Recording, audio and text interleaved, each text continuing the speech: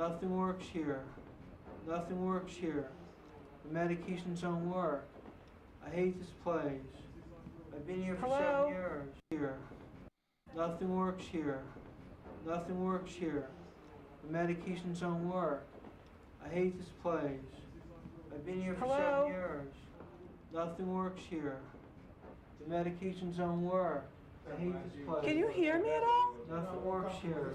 Nothing works here. Can you tell us anything else that might be helpful to you? I hate this place. Is he just repeating the same thing over and over again? And I hate this place. Nothing works here. Nothing works here. The medications don't work. I hate this place. I've been here for 7 years. Nothing works here. The medications don't work. I hate this place. Can you hear me at all? Nothing works here. Nothing works here. Can you tell us anything else that might be helpful to you? I hate this place. Is he just repeating the same thing over and over again? And I hate this place. I think we should give him some Ativan and see if he. Here. The medications don't work. Nothing We have medicine works here. The medications What don't medication work. are you on? I hate this place. Can you tell me what Nothing medicine you're works on? here. The medications don't work. Nothing What works medication is here. that? Nothing works here. Uh-huh. The medications don't work. What medication I is hate that? this place. I've been here for 7 years. You've only been Nothing here since works here. yesterday, Brian. Nothing works here. The medications don't work. Okay, go with me. I hate this place. I've been here for 7 years. Nothing works You've only here. been here since The yesterday. medications don't work. I'm gonna have you lie I down over hate here, this place. and then we'll get you some Nothing works medication, here. okay? The medications don't Put your work. back on your stretcher. Nothing works here. Right, I hate this place. okay. Nothing Saturday. works here. Okay, terrific. Okay, terrific. Nothing works here. Okay, hopefully you calm down a little while, I okay? hate this place.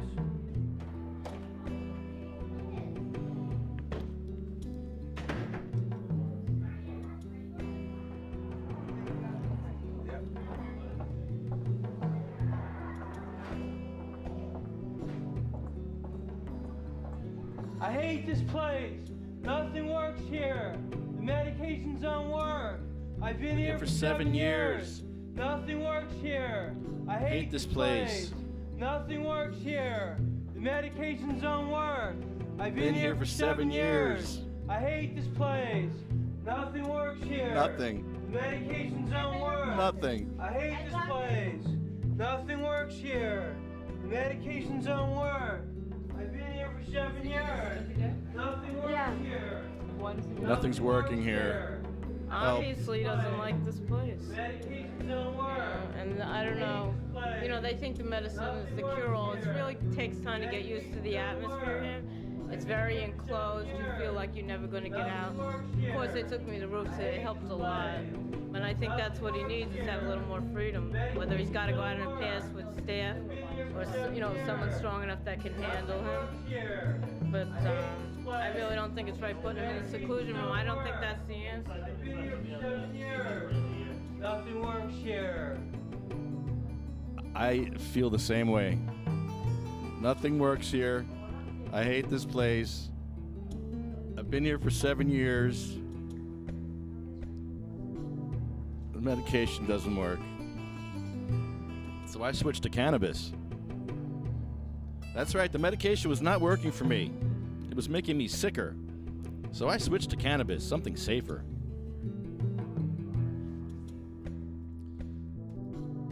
So on today's show, we're going to have Justin Zaremba, hopefully calling in, and Dan Valentine, libertarian.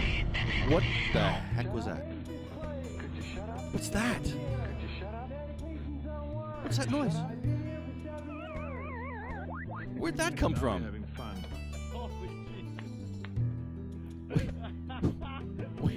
Wait, what?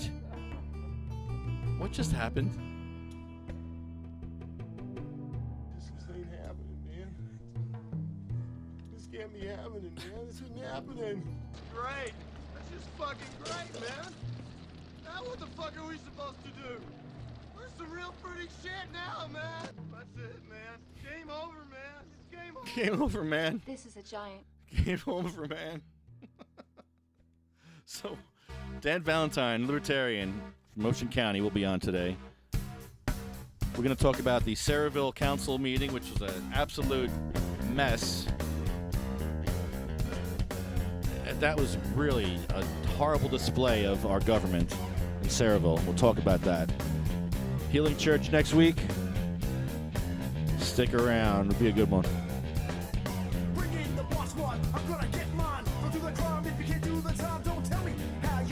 Dab it up. K-bar dabs.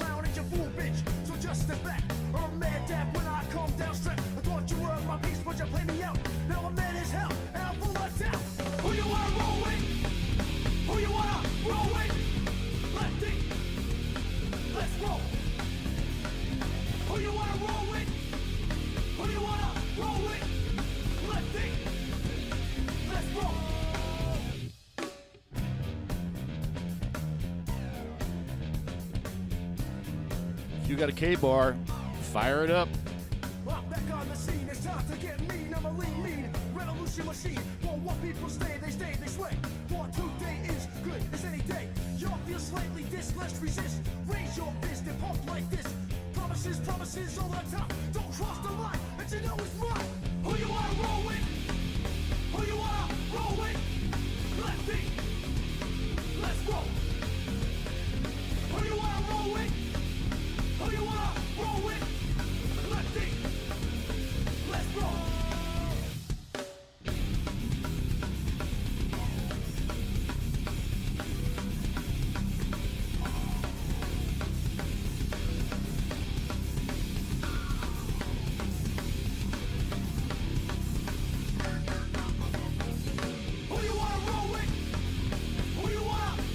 Who you wanna roll with? Lefty, let's roll. Who you wanna roll with? Who you wanna roll with? Lefty, let's roll.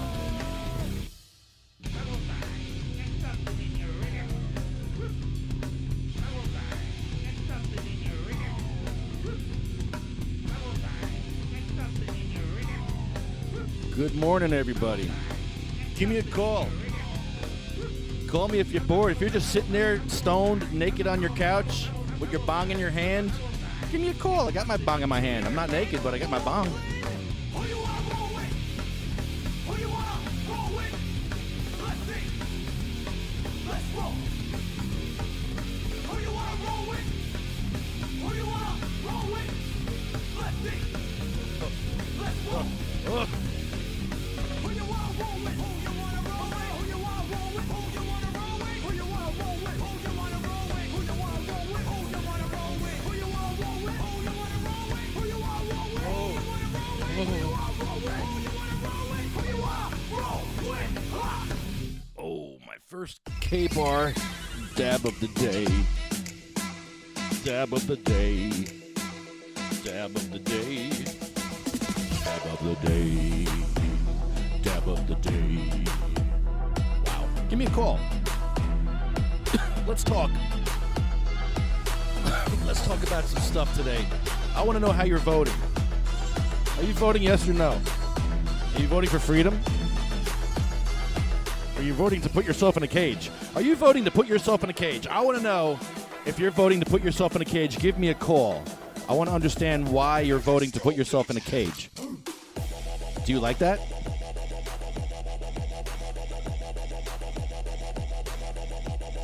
Hi, Chucky. Let me test my audio. Can you hear me? This is Chuck. Can you hear me? Can you hear me? I can, yes. Yeah. How's it going? My phones are working today. Yes. Yeah, this is Chuck in Hazlitt. Hi, Chucky. Hey, did you see us walking the streets? Jeff and I. Yeah, in the past week. Yes, you and Jeff King have done amazing activism. Thank you both very much. We're getting a lot of honks on the highway, man. Doing it again today at 6. You'll be there today at 6? Probably, yeah. On his way home. Okay, because you don't advertise these anywhere, so I never know when you're out there. No, see, he works until 5, and then we meet somewhere at 6. Yesterday, I chose to make it easier for him, and we chose the Red Bank Bridge because he works in Little Silver, Lincroft, whatever. So I chose close to him getting off of work and meeting in a decent spot. So we chose the Red Bank Bridge. And how did it go? It goes well, man. The amount of honks we get are unbelievable. People laying on their horns. We had like a 90-year-old woman stand up in her convertible and put her hands up in the air over the signs. I got a giant sign that says a bunch of things. We have a lot of signs that say vote yes. So it was cool seeing an elderly woman stand up in a convertible to cheer us on. Gives me a feeling of support. She's probably an old hippie.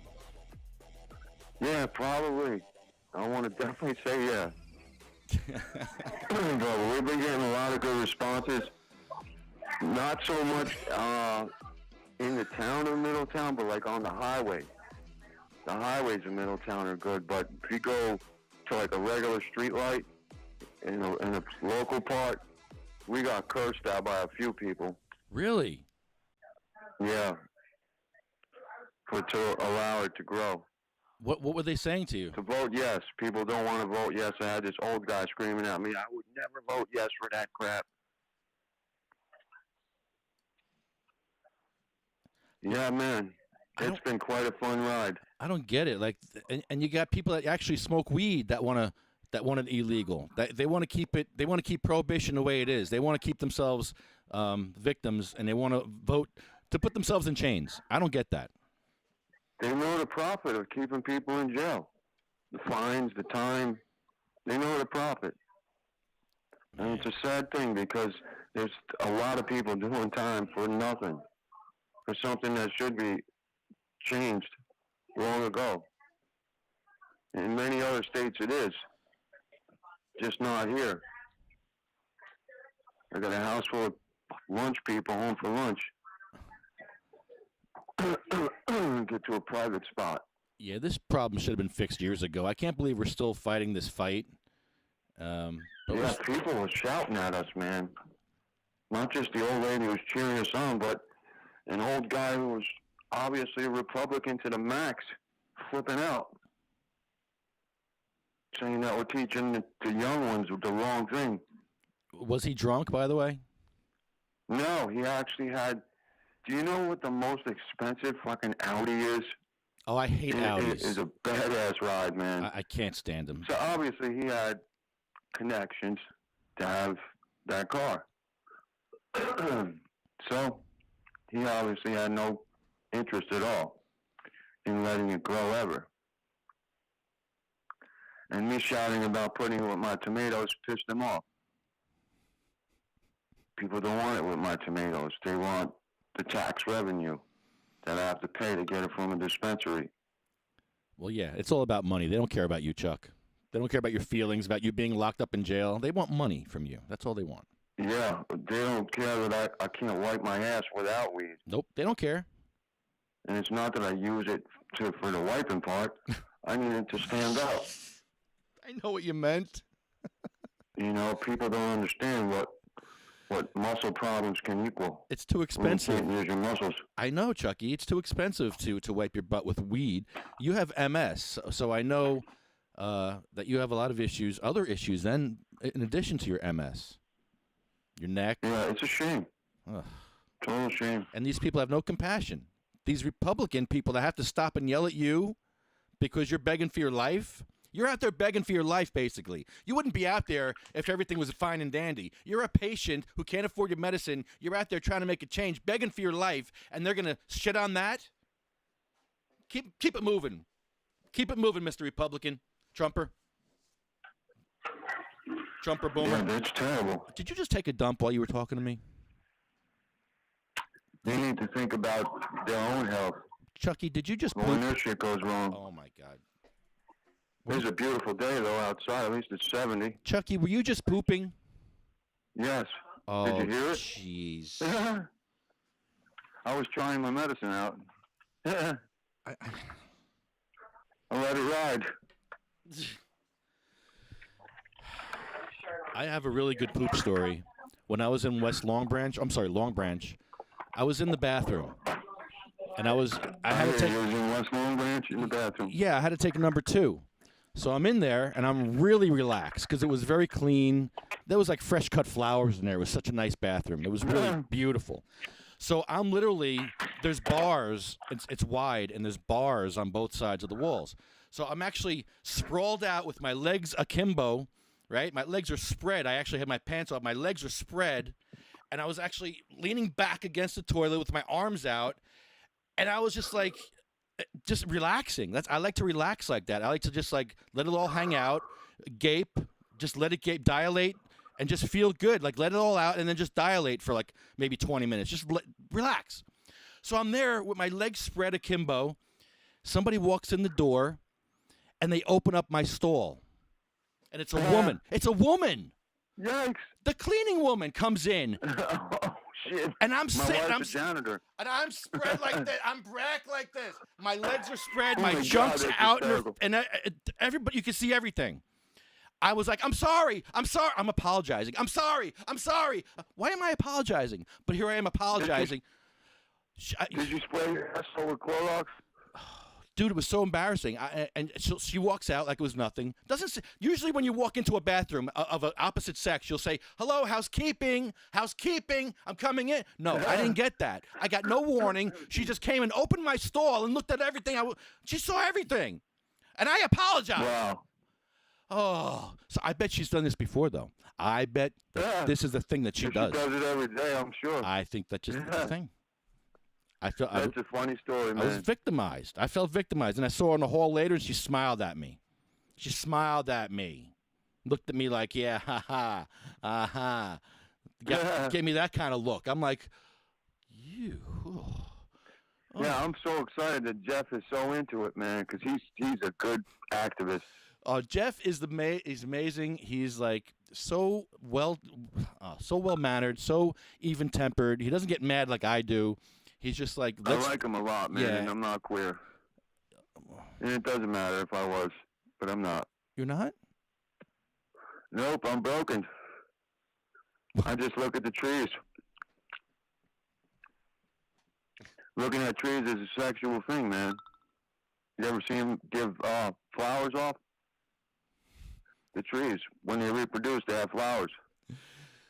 Dude, Jeff has been supporting this movement forever. He has been supporting the Sativa Cross 501c3 forever. He's just a great guy. He's got such a nice costume. He's the I love best. his all of his stuff, man. His clothes, his mask. He's wearing the innie shirts. And who's the black woman that I met twice? She's been out there with us. The back of her shirt says, "Don't shoot, I'm sexy," right on her ass. And she has such a nice bubble butt that you can't miss that sign, man. Do you know who that is with that shirt?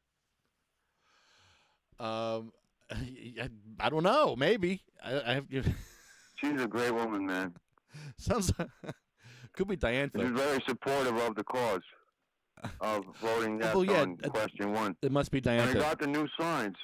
I got a new sign from Joanne. Those are great signs. Jeff got me one. Me too. I got one in It's a front. giant 4-foot sign. It's great. Vote yes on question 1. I got one in my front lawn.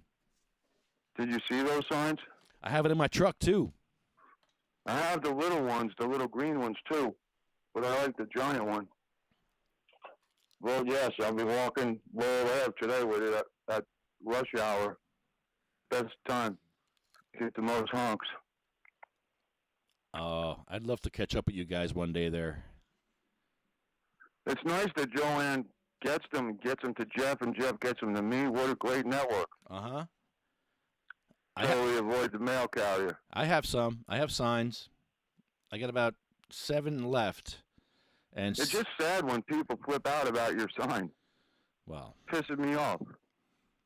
CMMNJ is asking for a $10 donation for the sign. I wish I could totally throw eggs at them. When people flip out on us. Just burn one. Just go out there with your bong and burn.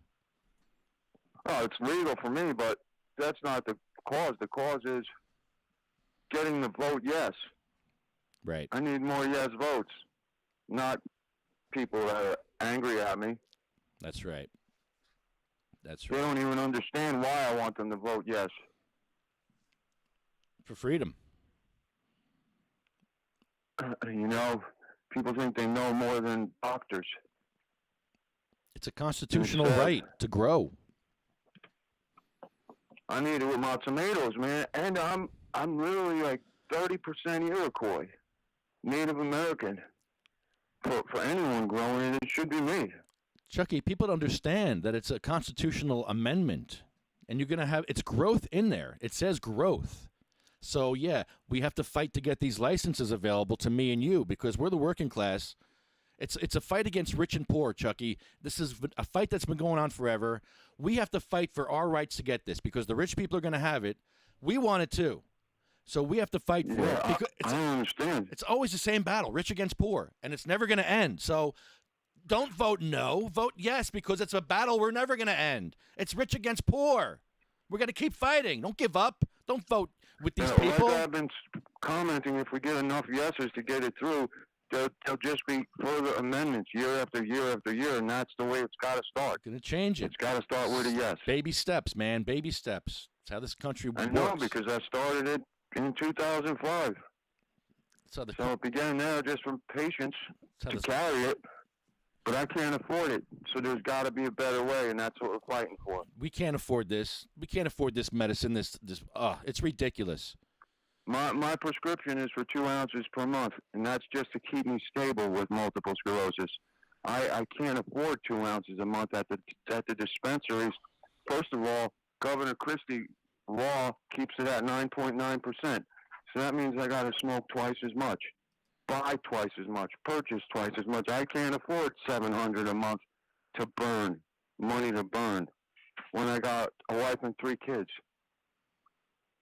Kids in college, kids in high school. I need money for other things, not to burn. And for that sake, it should be legal for me to have with my tomatoes. Even if it's no tomatoes and all weed, I should be allowed to have 100 fucking plants. It's total bullshit that I can't. We'll get there. We got to fight for that, man. We got to keep fighting. Well, that's why we're marching again today, 6 o'clock. It's not going to. Well, we do it at the sundown, from 5 to 6. He usually gets off at 4. And he works in Lincroft, Little Silver, so I try to shoot for areas around his way home. Not his way home, but by his job.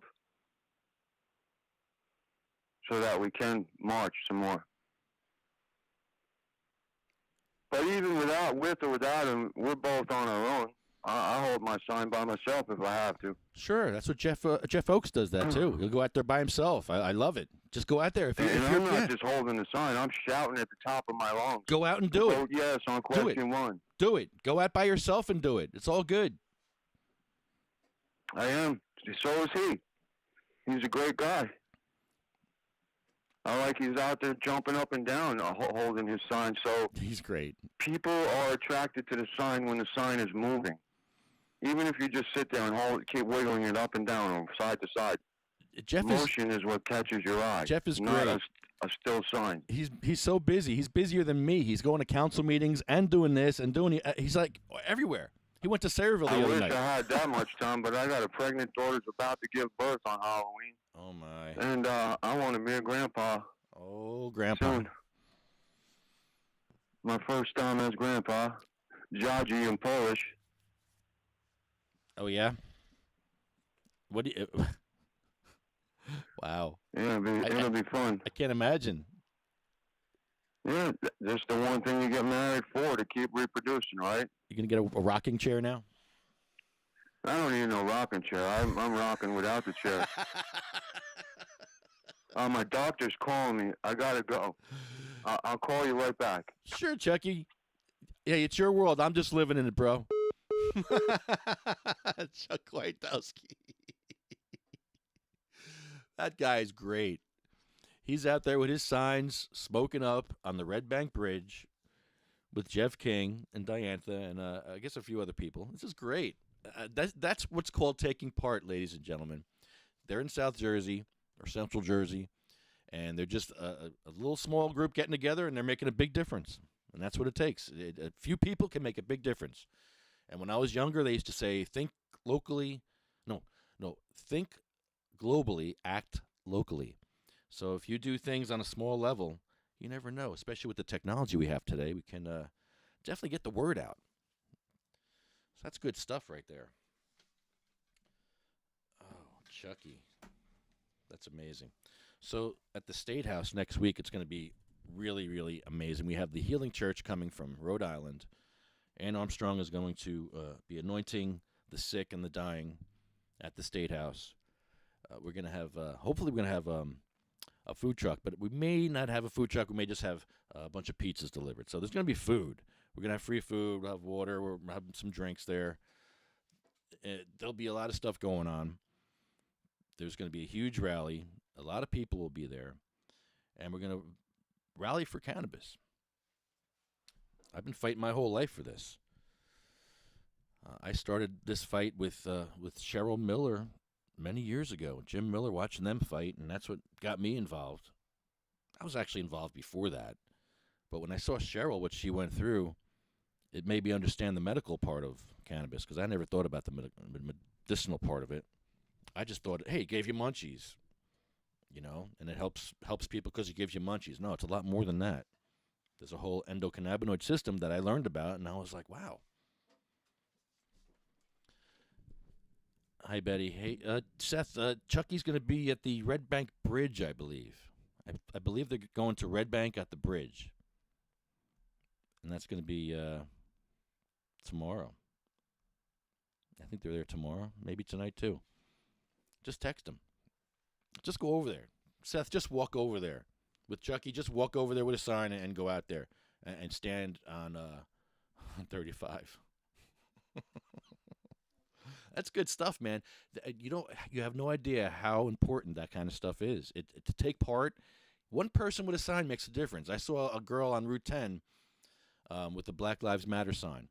One person just walking up Route 10, and I saw what she had. It said Black Lives Matter, and I'm like, okay, I get it.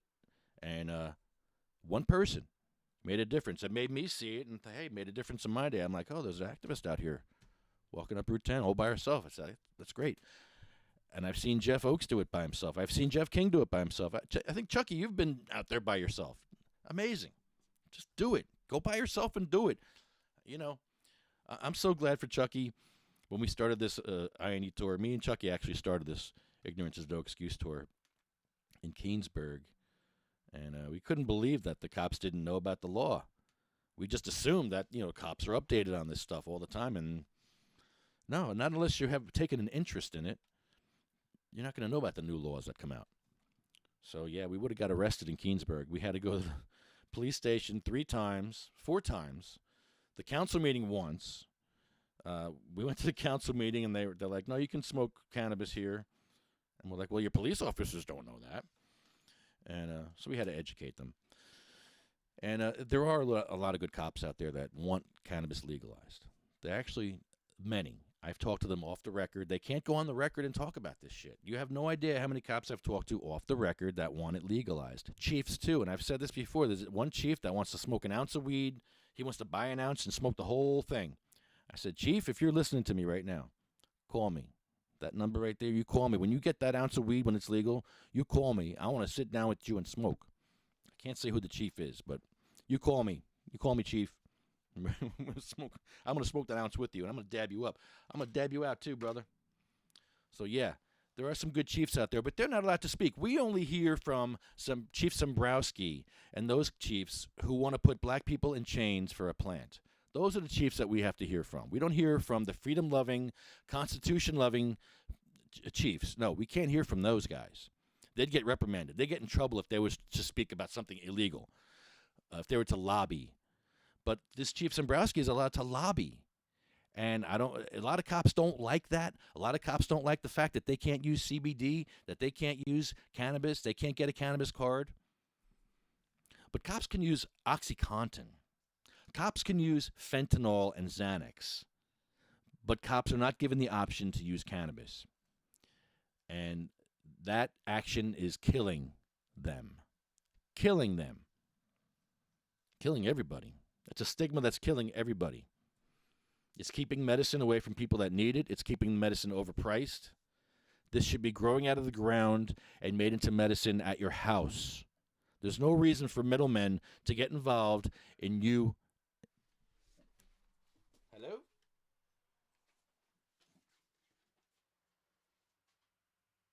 Hey, come on in.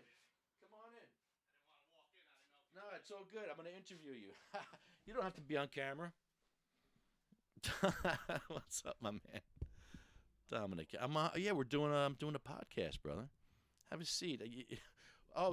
Now here's a patient. He doesn't want to be on camera, but he is a patient. And what do you got there? Hold on. Hold on. You need a mic. Take this mic over with you. Take this with you.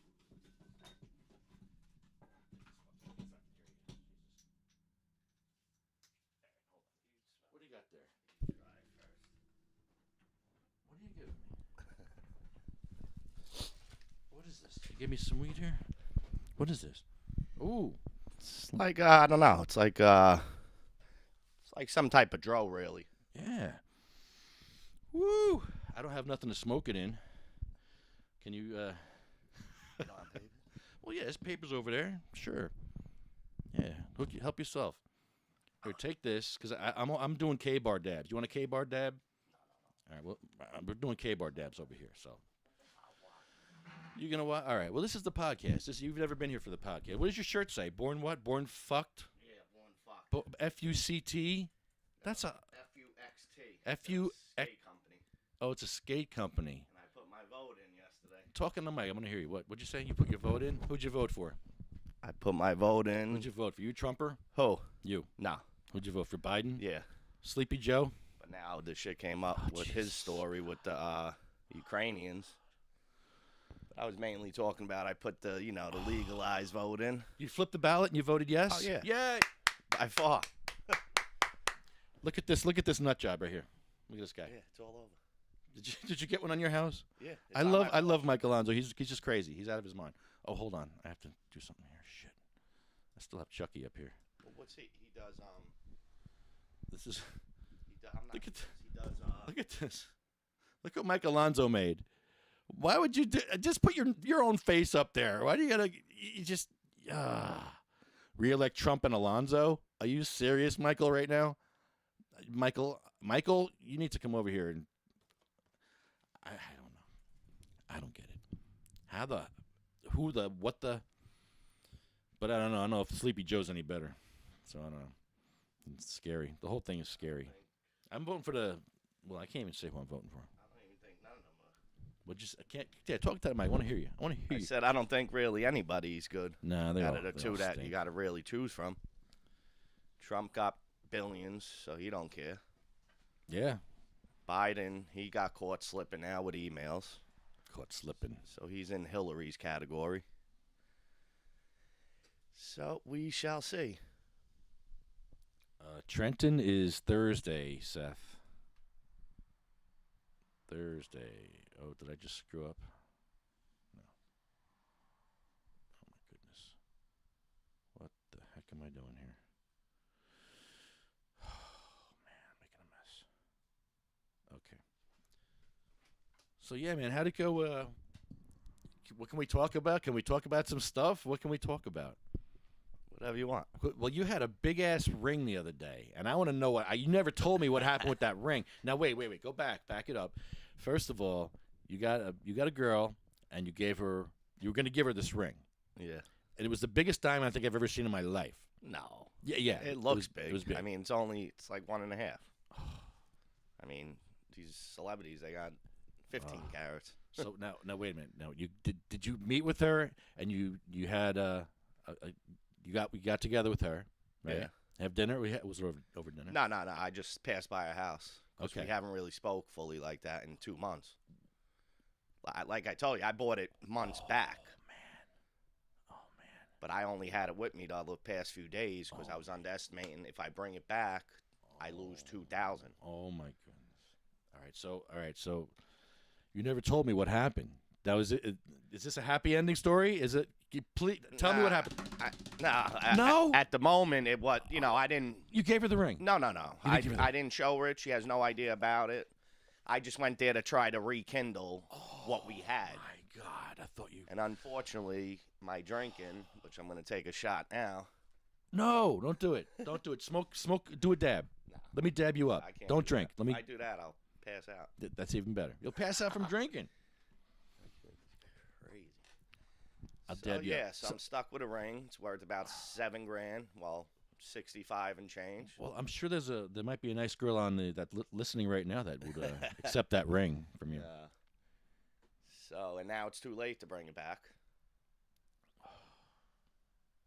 So at the end, I was losing 2,000, bringing it back within the 30 days. Man, I could probably bring it back, but now I might lose more money. yeah, you can't. Pawn shop isn't going to work. They won't even probably give me half, No, which I'm not even interested in that. No. Selling it on the street, I wouldn't No. even risk that because No. it's not, it's not a $2,000 ring. It's worth $7,000. Yeah, That's why I didn't like walking around with it. But when I seen you, I just got back from the mall, and once they told me, "Oh, you're gonna lose 2,000," I said, "Fuck it, I'll just pay the 200 a month till I pay it off and have it for a rainy day." I'd keep working on your girl. Just keep going back there. Show her the ring. Yeah, I know. Show her the ring. See what happens. Yeah. It's a tough situation. I messed it up, but at the end of the day, whatever. She Well- got 3 kids. I mean, is it worth it? Keep pushing it. I mean, she's a very nice person, but she's not a little tricky trapper or nothing. So that's why I'm trying to still push it. But she's like, "Oh, you didn't change." Ba, ba, ba. So she wants you to stop drinking. That's what. Totally. It is. Totally. Drop it. You're not ready. I mean, for somebody I was with only 2 years and I spent $7,000 on a ring, I must have been out of my mind. She knew you were drinking for 2 years, right?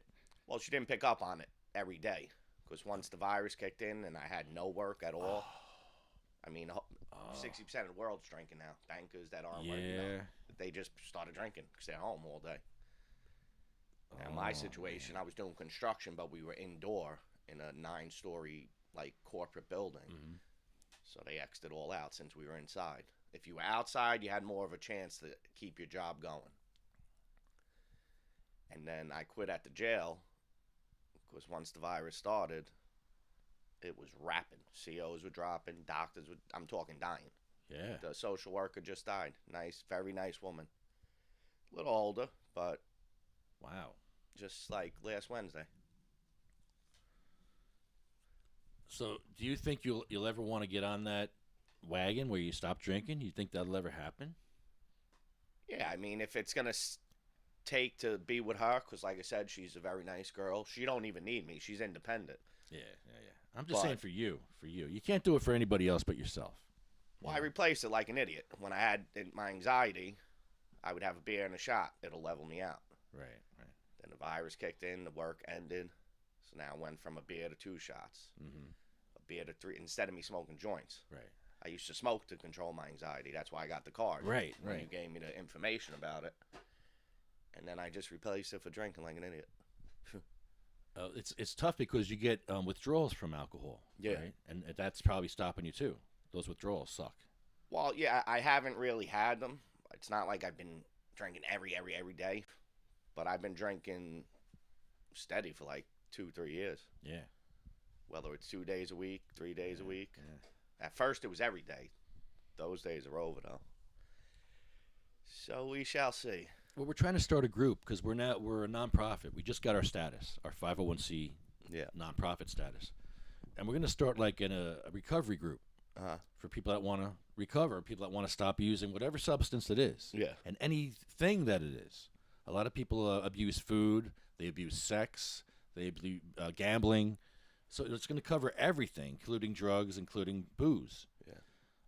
So maybe it's something you want to call in, Oh, you're going to start like a podcast? A podcast. It's going to be a cannabis recovery group. So Gotcha. to recover from these things, if you want to use cannabis during the group, we encourage that.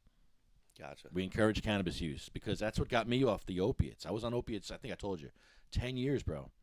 10 years, 90 milligrams every 3 hours. They were trying to, doctors, assholes trying to kill me over here. Trying to fucking kill me. On this corner here? No, you know who, McGee. He was my doctor, trying to kill me. And they just give them out. With these drugs. Just giving them out it's like like candy. population control. Yeah. Even with the virus, to me it's bullshit. Yeah. But I mean, people are dying. People are dying. What, it's a flu. Yeah. It's a serious flu. You can't deny that. But it's it's the same thing as a flu, as a cold. But it's a serious, bad, deadly, pretty nasty one. Yeah. So yeah, that's a real thing. You know, I'm wearing my mask. Oh yeah, for sure. Shit. When I go in public. But this recovery group, it's going to be maybe a weekly thing. It'll be a bunch of us getting together, just smoking cannabis, talking about our experience, our strength, and hope. Pretty much what AA and NA do, but we're just going to cover everybody. Yeah, yeah. Everything. You're a sex addict, come. Where you meet, like in an open public area? No, it'll be online. Oh, okay. Be online, Gotcha. however you want to Zoom or, you know. So Yeah, that'll we'll be good. see. I'll attend it once, see what happens. Well, we're going to start it. We're going to have to start it up, and we haven't started it yet. It's just an idea that we're coming up with, and you know, we want to help people with these issues. And if you want to get off of it, you got to first want to get off of it. Yeah. You know, nobody can force you. Even if they put you in fucking jail and you went for a couple of years, when you get out, you're still going to, because you want, you know, you want to use. You want to get whatever. I don't want to use OxyContin or Percocet. I just don't want to use it. I don't like it. I never got into it. I took a 10 milligram perk, and we're talking 12 to 13 years ago. I'm in my buddy's house. I start sweating. I'm clammy because, you know, I couldn't handle it.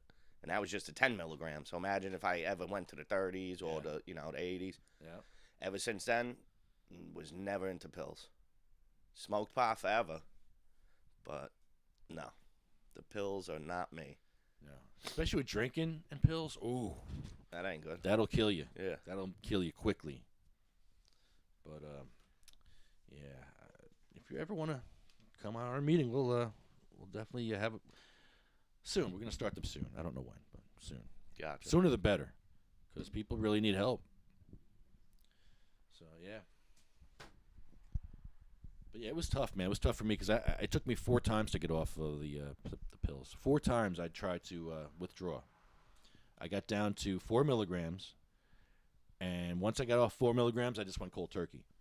And the 3rd day is when I would feel the worst. I had pain in my arms. I just had pain. I felt like shit, sweaty, cold, just feeling horrible. Yeah. And I had to buy a bag of sour diesel. Big fucking ounce of sour diesel, and I just smoked the heck out of it, and that's what worked for me. And that turned around. It took 'cause that it strain. took your pain away. Yeah. And it helped the withdrawal. To me, smoking's normal anyway, so yeah, it's not bad for you. But now what I know, I would have used more oil. I would have used more tincture. Would have used more edibles, more suppositories. I'm not kidding. Yeah. I'm not kidding. Put up your ass. Yeah. Put it right up. Dude. It goes past what suppository does. It goes right into your bloodstream because it goes past your liver. Like when you eat something, your liver gets to it and all that.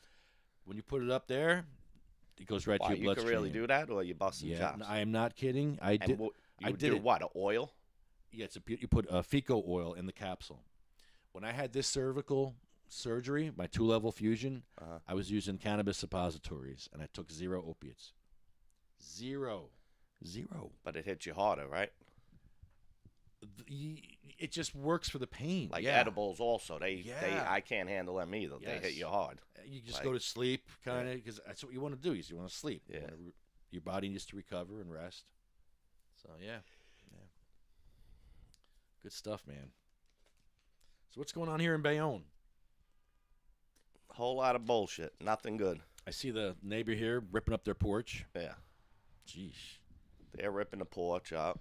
I think Alonzo just tightened his bricks up again through the other guy that lives on the corner. Yeah. The guy next to me, he's never around, and the Spanish guy that does all his work, he just stays in his house because he met a girl and he went down out. I told the Spanish guy, you might have offer him a purchase price. Man. Oh, if you go online, you'll see people walking around Avenue B and 49th looking in cars. Oh, yeah. My car got robbed actually a week ago. Really? I left it open, and it so happens the new neighbor that is behind my yard, he's around the corner in the building. Yeah. The owner used to own Resnick's, the hardware store. Yeah. He rings my bell the other day. Says, did something happen to your car? I said, yeah. They took 2 pairs of brand new sneakers and they took about 40 masks, black. Like you know how they have the blue ones? Wow. I like the black ones. They're a little, I don't know. So I get in the car and it's all mangled. Sun visors down, my mask are gone. I look in the back, the sneakers are gone. Come to find out, I left it open. But the whole point of the owner from that old hardware store, he showed me the video. And it's the same kid. He showed me 3 videos in a matter of 6 days. You saw the dates on them because he got cameras here. The kid went in his car, went in a lady's car across the street, 70-year-old lady, and they're just fucking inside the car up. I mean, if they find something valuable, evidently this kid, he got me, the sneakers had to be worth $400-something, 2 pairs. The chubby kid with dark hair. Yep. Yeah. His video is on Facebook. They'll catch him. Yeah. And he was in the video in them 2 cars, and then they had him in the video because I parked here where I am now in front of your house, and right there it happened. Right here. Right there. Right where my cameras are. Maybe you got it on video, but I'm just at the end of the day, the video's pointless. Yeah. That's up to the cops now to catch them. Yeah. But now if I had valuable shit missing, wow, I would have definitely made a report. But yeah, chubby kid, ruffled hair. Mm-hmm. I saw the video online. Oh man. And he I don't know, for him to do 3 different cars in 6 or 7 days, he got some balls, and it's in the same area. Right here. Yeah, right here. He's got to live around here. Definitely. Stupid kid. Yeah, I thought it was the skinny kid walks around. He's homeless.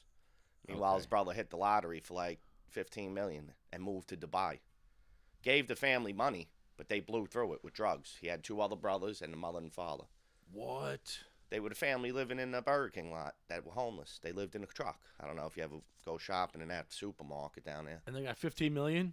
No, the brother got $15 million. He gave the family, his mother, father, and 2 brothers, $200,000. They blew through it on drugs and bullshit. What? They were homeless.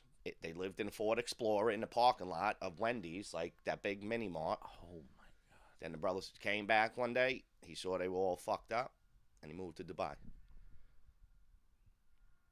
Wow. Within the next, few minutes, when you're done with that, whatever, I'll try to get his Instagram up. He's in Dubai. He got this car, that car. He lives in a Versace loft. The whole inside's Versace, already furnished. Yeah. Wow. So that's the story. That's pretty crazy. I know there's a lot of homeless in Bayonne, but I didn't know they're living behind Burger King there. Well, they had a car. In a car. So they got kicked out of the projects on 50th. Okay. Meanwhile, their rent was probably only $200 in the projects. So they were living in their car. It was a Ford Explorer. The father, mother, and the 2 brothers. And they would have a sign on a window, we're homeless. Like it would say, to police, please knock, don't tow, we're here, we're homeless, It's a family. Then they had another sign on the opposite side, anything helps. And they cut like a fucking hole in the glass. But they must have did it professionally, because it was like a little fold-out thing to, like, if somebody knocked and said, here, give you $20, $10, $5, or a bag of weed or food. You flip the thing down, and it just comes in like a the bank things that shoot the money out. Wow. That's surprising. Yeah. That's good. And they were there for months. So I'm assuming the cops, because that's basically city line. So Jersey City comes, Bayonne's there. So I'm guessing the cops let them stay, but at the end of the day, the father then finally died. Now, the one brother, I thought he was the one robbing cars. Because he got me about a year ago.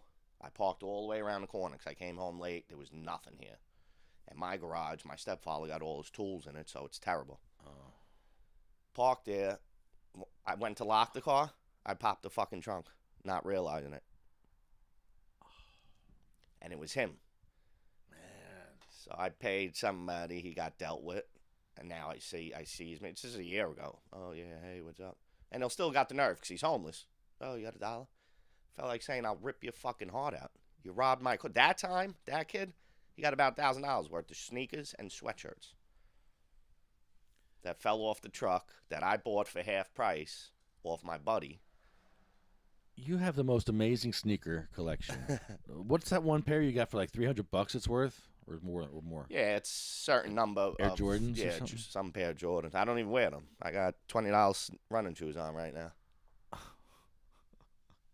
I know you never wear. Yeah, you have all these sneakers that are beautiful, collector's items, and you just have them stored away. That's great. You Well, should that's put why I them on eBay. figured, I'm gonna save them. Like can the make one money. pair right now, I paid $280, and I got offered already $1,500. $1,500 for sneakers. Yeah. So now the more I hold them, they're not gonna be around no more. So now somebody's gonna come along eventually and want that specific pair, and now I can maybe get $3,000. What kind of what? Wait, It's weird. Like you said, you have addicts. You got people that are addicted to sneakers, which aren't me. But I know, dude, he goes to sneaker conventions. He bought them Yeezys. They were $1,800, and they look like these. $1,800 sneakers. 100%. I don't buy shit like that, but I started getting into it where I'm gonna save them because down the road when somebody needs them. Look, this is what I'm working with here. This is what I'm working with, and I'm very happy working with this. Actually, this is great. I have no problem with this. I really see that big hole. This is. You know how much these cost me? I think they were like $55. Almost, right? Yeah. I got 2 pairs. I don't wear them either. Fuck it. Oh man, wow. Yeah, that's amazing. That sneaker collection of yours there. That's like pristine. Even the sneaker store, I don't know if you remember down on Broadway on 42nd. It was called Sneaker Room. You couldn't find a pair of sneakers in there less than $600. And why are they out of business? Because he's an asshole. Yeah, when you sell things for $600, you're probably an asshole. Anything. Well, yeah, just like I said, it's certain people, they want all retro and old sneakers because it's like collecting them. I'll show you a pair of sneakers online. They're like $10,000. You have no idea. Having bad shoes will make your back hurt. Oh, these shoes are good, Seth. These shoes are wonderful. Actually, maybe not. I think I have a hole in the bottom now too. Hold on. Yeah, actually, yeah. Seth, hold on. I think you're right, Seth. Hold on. Let me show you the bottom. Look at the bottom of my sneakers. All right, this is the bottom of my sneakers. Yeah, I mean the rain gets in. The rain does get in there. I didn't really think much of it, but Seth, I think you're right. I think it's time to go shopping for maybe a green pair. Yeah, a green pair would be nice. Yeah, this hole, that's pretty bad.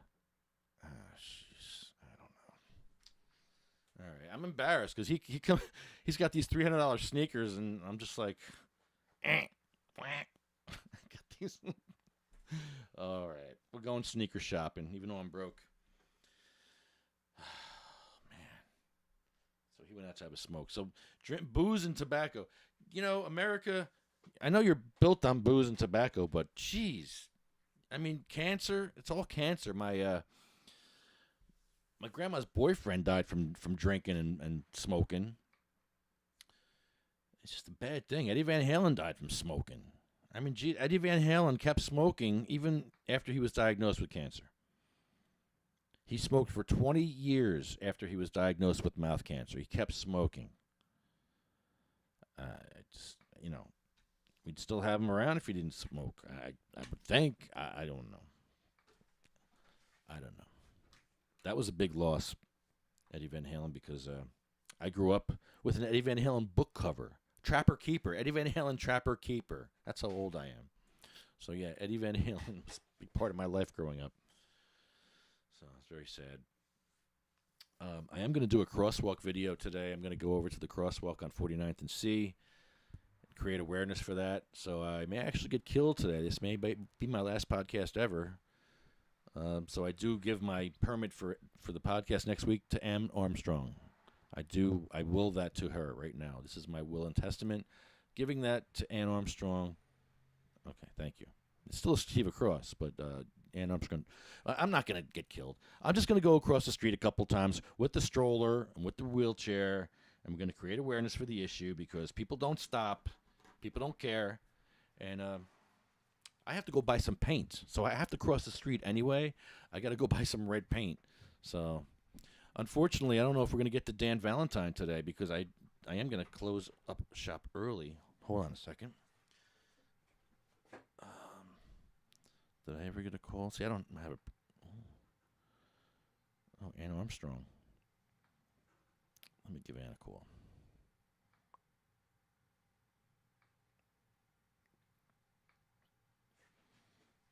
Let's see if I can hear her.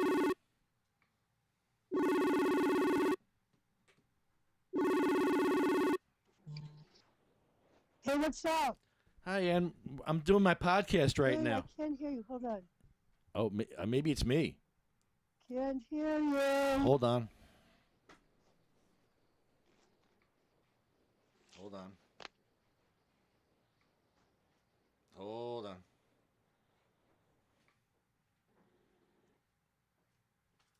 Okay. There you go. That's better. All right. Hi, Ann. Hold on. I got to hook up my audio here. Sorry. I'm not set up. We're on the air right now. Can you hear me? We're on the air. Okay. Yeah, I'm podcasting. I want to talk about next week. I'm glad you said something because next week is... Video. Wait a minute. Wait. I came upstairs to get dressed because I have to get up. I'm actually in my pajamas.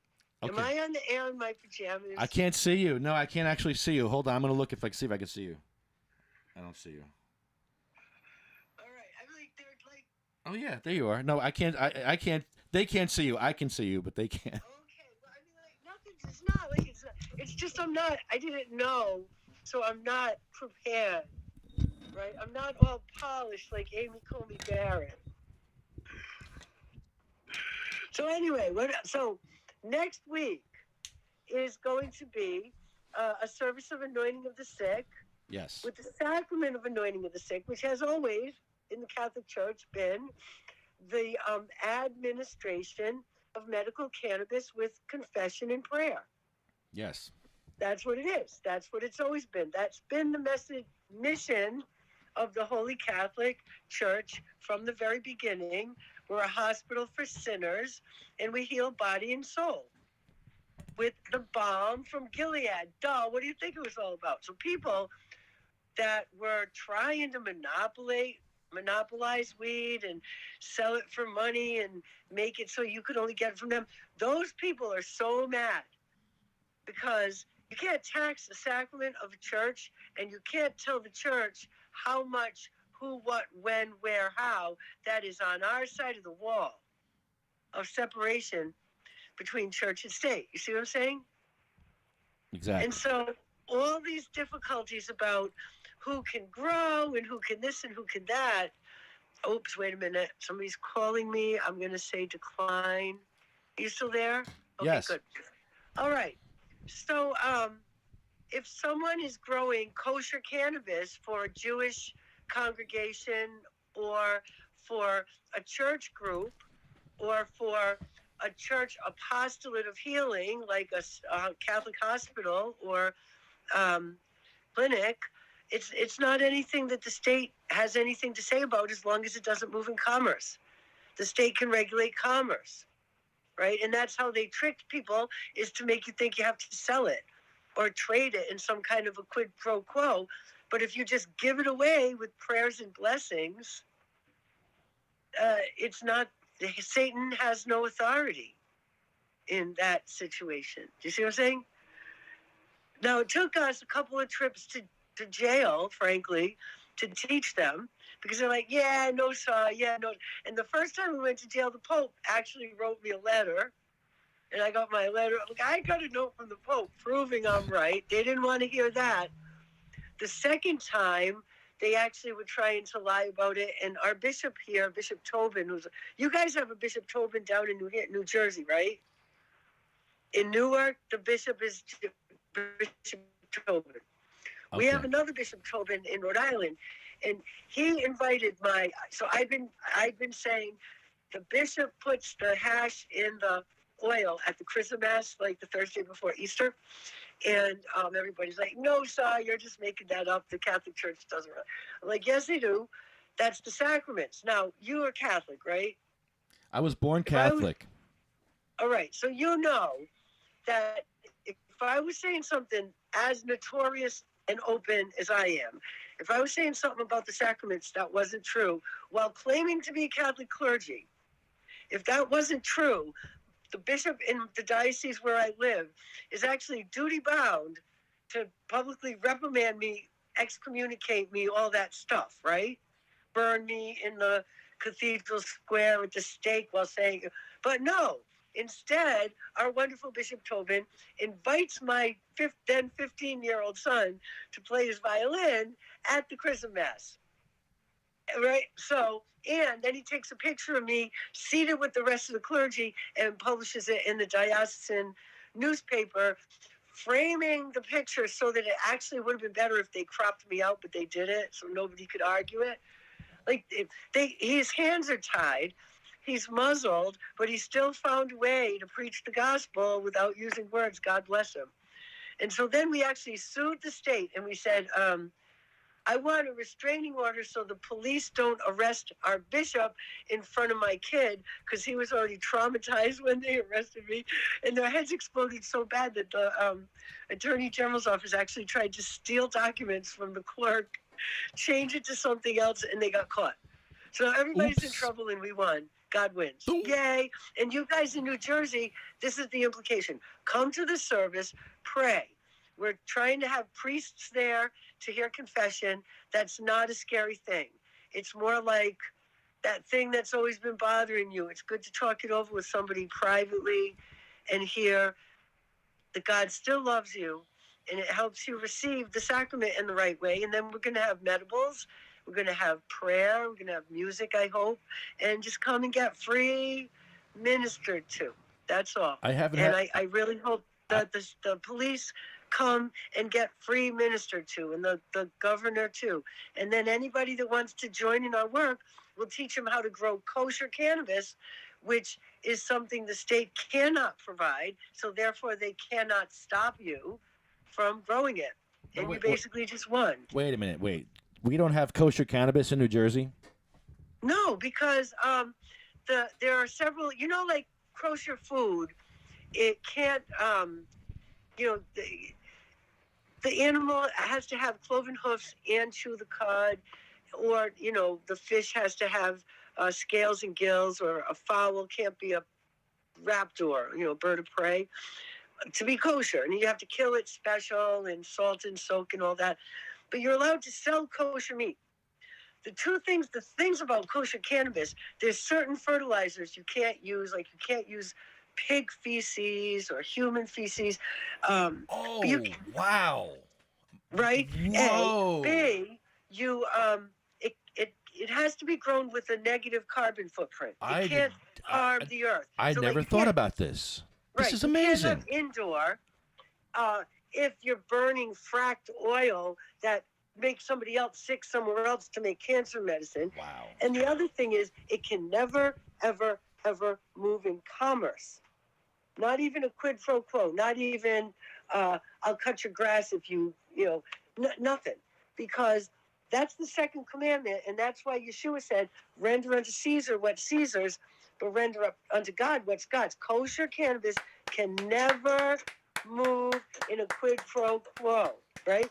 So, since the state is all about taxing and selling, right? They can't. They can back off, and we will do it. And I'm going to send you, after we talk, I'm going to send you a link to my regenerative funding that shows how the growers can get paid while giving free cannabis to all the sick.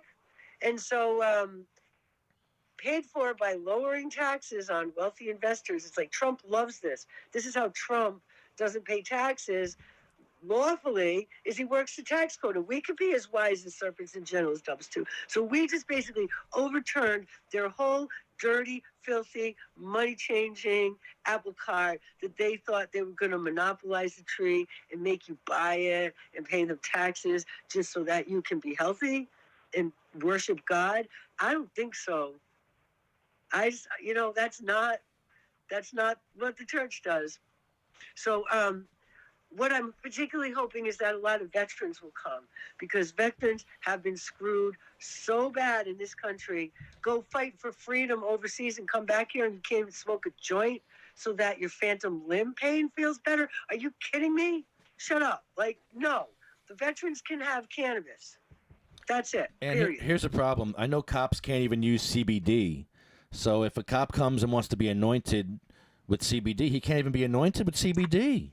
Because Well, you know what? Actually, that's his freedom of religion. I think, yeah, right? And he would win that case. And President Trump has actually written 2 executive orders making it very clear that they would win that case. I want to just talk about 2 legal cases that everybody has in their head. One is Smith and one is Raich. The Smith case was a setup. It was like they deliberately malframed the case to get a wonky result, and then the press takes it and twists it.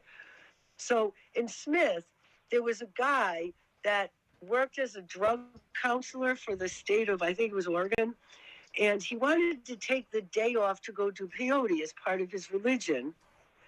But he didn't just do that under his religious privacy. He wanted to get paid for it. And then, he wanted to collect unemployment when they fired him for that. And I wouldn't take a job in Stop and Shop Deli where they sell ham and then say, I'm a Jew, I don't want to have to cut the ham. I'd get a different job that doesn't conflict with my religion. This is job. That's his job. That's not his church, right? If you're in a job where they're telling you have to tell people it's bad to do peyote, like you can't do that if that's your religion, right? You got to choose. Same thing here. So, but then they took the Smith case to say, oh, look, the government can, take away your rights to use it. Nobody said he couldn't use it. They just said that we're not going to pay you unemployment with our tax dollars to use it, because that's like crossing up church and state. They're making the state fund his religion. And then they came up with RFRA, which was the same kind of a trick they did with the Civil Rights Act. I mean, you have rights from God. You don't have rights because the state says. But then they made a Civil Rights Act to make it look like the state gives you rights, but what they give, they could take away. Same thing with Smith. They made it look like with RFRA, the state gives you your religious rights, and then you have to go apply under RFRA. It's a lie.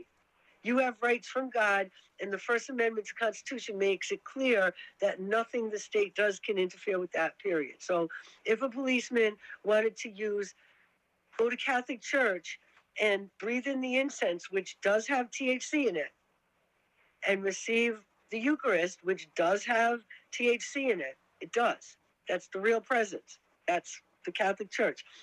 If he wants to do that, they're not going to tell him he can't go to Catholic Church and partake of the sacraments. They're not going to tell him he can't go drink the precious blood and have wine either. And they did it during Prohibition. It's the same principle. So we've been fooled by that. The other case is Raich. You remember the Raich case, the medical cannabis case from California? Okay. Where Scalia sold out every single one of his principles about originalism when he cited Wickard v. Filburn to say that's why this poor Angel Raich can't have her life-saving medicine. You'd have to go look up the case. Even in that case, he said this is commerce, but religion would be a different matter. They actually said in that case, you don't have a right to life, but you do have the right to pray the way God told you to. And so they even left the door open there for what I'm saying. And I invite police to come receive the sacrament of anointing of the sick. If they're willing to stand up and be good and do good, God loves police too. God loves They're Leos. not allowed to take CBD. They can't even take CBD. It's They can. crazy. They're just yeah. acting like they can't because Right. nobody knows how to. Nobody knows how to stand up and frame it right, except, the Holy Spirit tells me what to say. That's If right. they want to join in a religious protection case for their right to use God's gift, I'll help them frame it right. I'll help the police too, because they don't want to do this. They don't want to bust you for weed. They don't want to bust you for, look, everybody got down on their knees about weed. Now you have to put a diaper on your face to go outside. Yes, ma'am. What else do you want me to do? Come on. Right? No thanks. Don't fall for it. Because cannabis is good for us and God wants us to have it. So, veterans, especially police, come and be healed. There's power in the blood of Christ for you too. You know, it doesn't matter what you. St. Paul was a policeman. Did you know that? Really? It says in the and he actually was dragging Christians out of their homes for weed and locking them up and killing them, like the police were doing here. And then he had that moment on the road to Damascus that he had a life conversion, and he devoted his coppery to protecting the church after that. Right? He turned good. Yeah, he was Saul and he became Paul. He was Saul, he became Paul. That's right. And some people say he cast a pall on things ever after, but I don't know. My church recently did a talk about oil change. You have to change your oil. And they did an actual anointing of the oil to all the parishioners. Yep. And it was the original recipe, so they said, using calamus. Calamus. Tell me why it's not calamus. Oh, yeah. If you don't know, see, like, you have to know the history of the Septuagint. There are 2 Greek translations of the original Hebrew scriptures, and the church knows this. Like, because St. Jerome went and got both of them. One of them is the Masoretic text, and one's the Septuagint. The Septuagint was translated by the scribes at sword point when the Greeks invaded the temple. And that's when they also took the word over the door that said Chana Haram, and they read it backwards and turned it like the blessing on women to a curse. But the word in Hebrew says Kana bosom. Kaf nun hey bet shin mem sophis. Kana bosom. There's no way that's calamus. It makes seeds that you eat. Calamus doesn't. It has a staff. Calamus doesn't. You make food and fiber and oil out of it. Calamus doesn't do any of those things. What calamus is the A, most bitter herb in the world, and B, the Ayurvedic medicine opposite, like the antidote. If you're too high, calamus, chew some calamus root, it'll bring you right back down.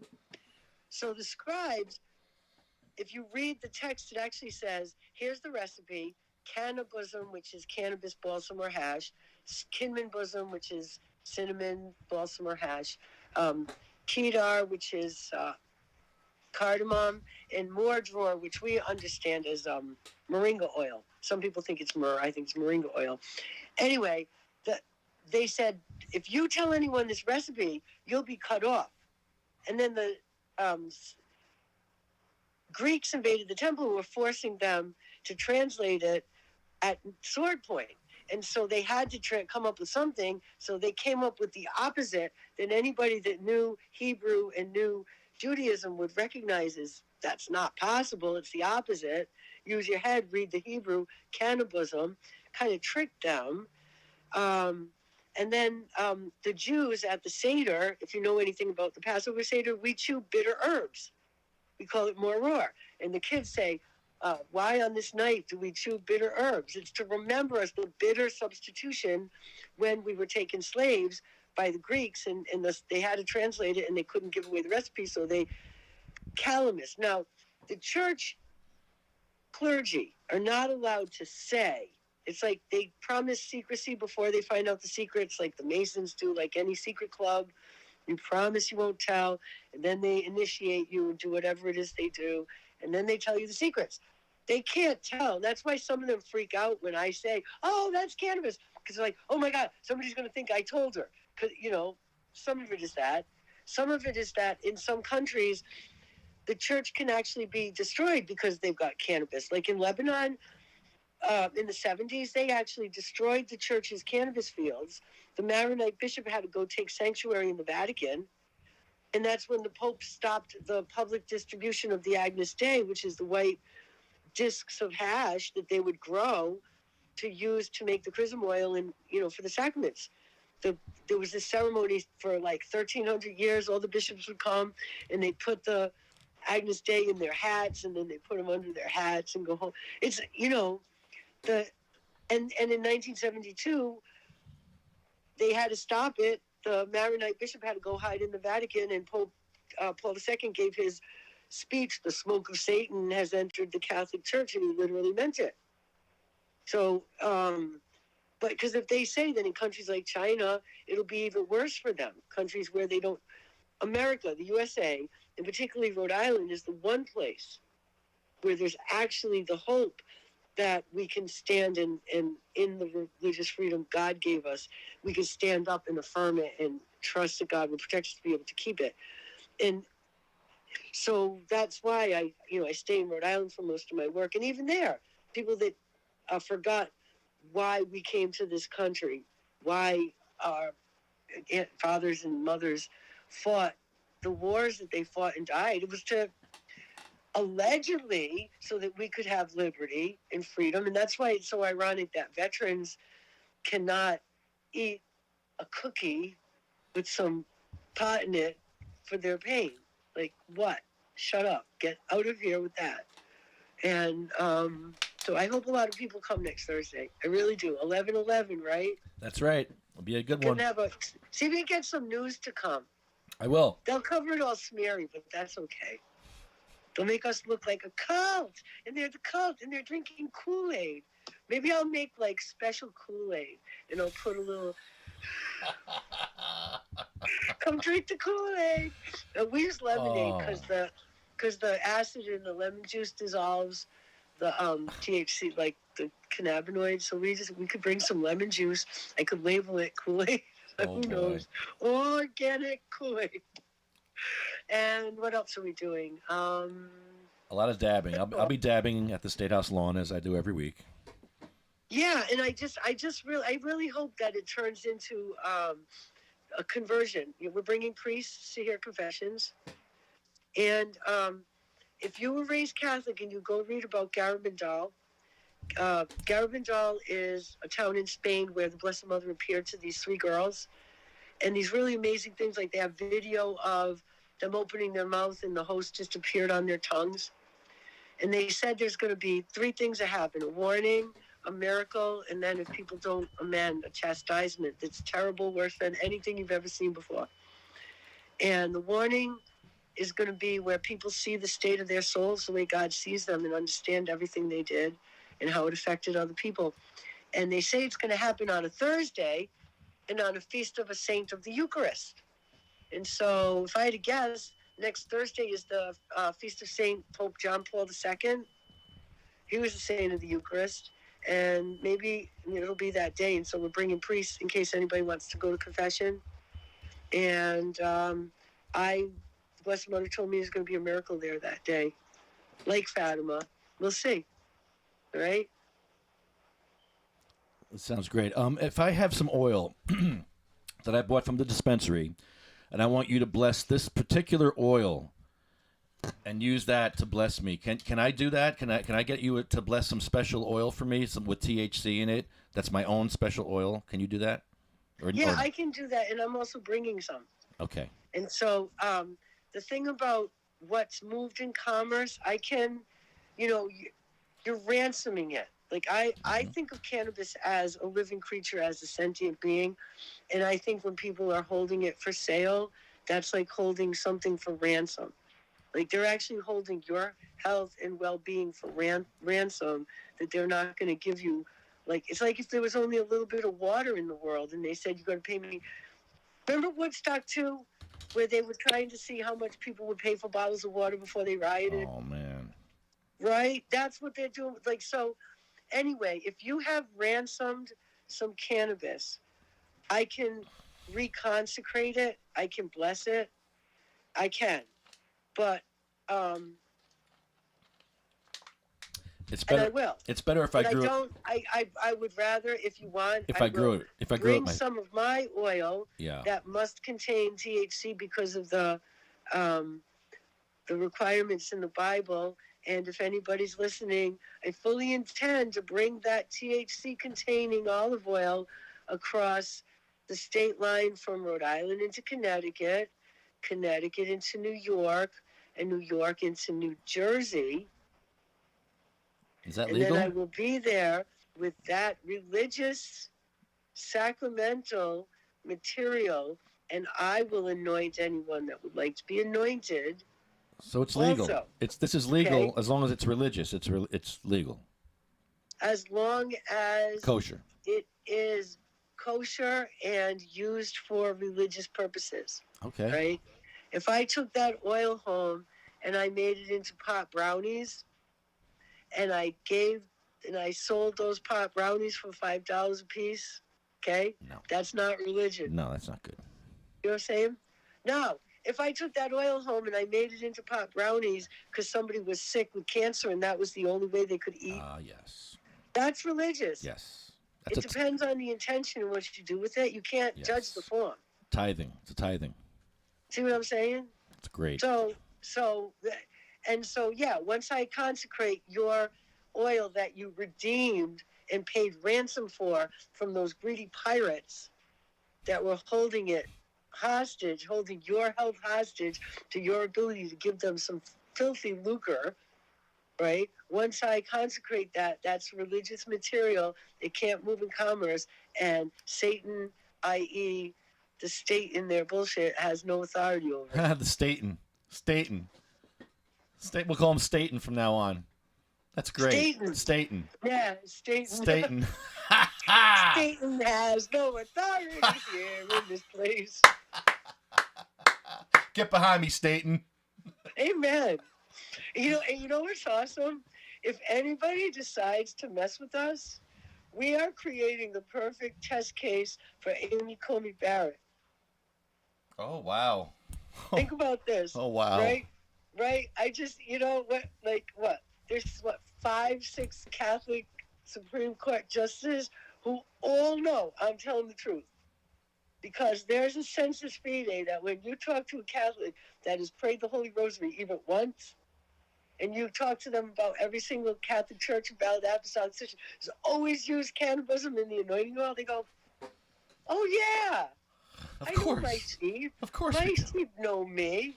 And the English church, you're saying about Calamus, that winkety wink. Yeah.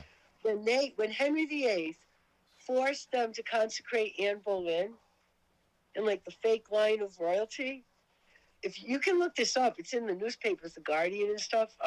They cooked up a fake anointing oil.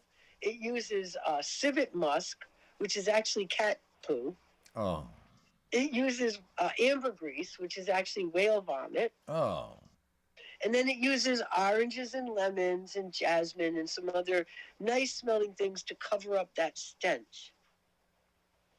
And you know how there's all this history of the Catholic Church having rhymes, to teach the catechisms because it was against the law to be a Catholic in England from Henry VIII until maybe 15 years ago? Okay, so there was Pussycat, where have you been? I've been to London to visit the Queen. Pussycat, what did you there? I frightened a little mouse under the chair, is a reference to that cat poo anointing oil. If you go to Episcopalian church, that's why we don't share communion. I don't want to go eat cat poop. Oh. Plus it's literally ours has cannabism. All the Catholic Church Eucharist, the real presence of Christ, the medium through which it comes into the material world is the cannabism anointing. We've wrote books about it. You can read all the books. They, have imprimatur from the church, so it's true. So anyway, that's why they have all these fake stories about priests doing bad things. That's baloney. It's a distraction, right? The priests have been your local neighborhood. Make sure you can always have enough weed to stay healthy and aligned in the right alignment. Anyway, so that's what we're going to be doing, and I'm really looking forward to it. And like I said, I'm going to repeat, this is a federal matter, not a New Jersey matter, because the cannabis is grown on church property in Rhode Island, and then it goes in my car, which is under my personal control as clergy. Think of it like a tabernacle or the Ark of the Covenant, and that Ark of the Covenant will drive from the church across state lines into Connecticut on a federal interstate, across state lines into New York on a federal interstate, and across state lines into New Jersey, where we reversed the curse of Genesis 3:22, Haram. So I look forward to seeing everyone, including the cops. And Amy Barrett, watch this case, learn. We're coming to meet you. I really look forward to having a cup of coffee with you. I got 7 kids, too. Thanks, Ann. We'll see you next week. Love you. Love Bye. you. Bye. All right. Well, I think next week is going to be a hoot. Wow. This is going to be great. I'm excited. I'm excited for this. I hope she's not planning on doing anything illegal. I hope everything she does is legal. It sounds like everything is legal. If you have a THC under a certain amount, you're allowed to have CBD, and you're allowed to be clergy and to anoint people with oil as clergy. So I think she's totally covered. I don't think there's going to be an issue at all. So I'm excited for this next week. I want to get anointed. I may even do a confession. I haven't had a confession in, 20 years. So, yeah, I have a lot to confess. All right, let's make a phone call here, since my phones are working. I think, unless I just unhooked it. Let's see. Are we back on? Oh, man. Hey, buddy. She knows her shit. Yeah, she does know her stuff. She's clergy. She's been doing this for a long time. And I just lost my Bluetooth. Hold on. Can you grab that mic and host the show for 2 minutes while I do this? Yeah, just host the show. Ready, go. What do you want me to do?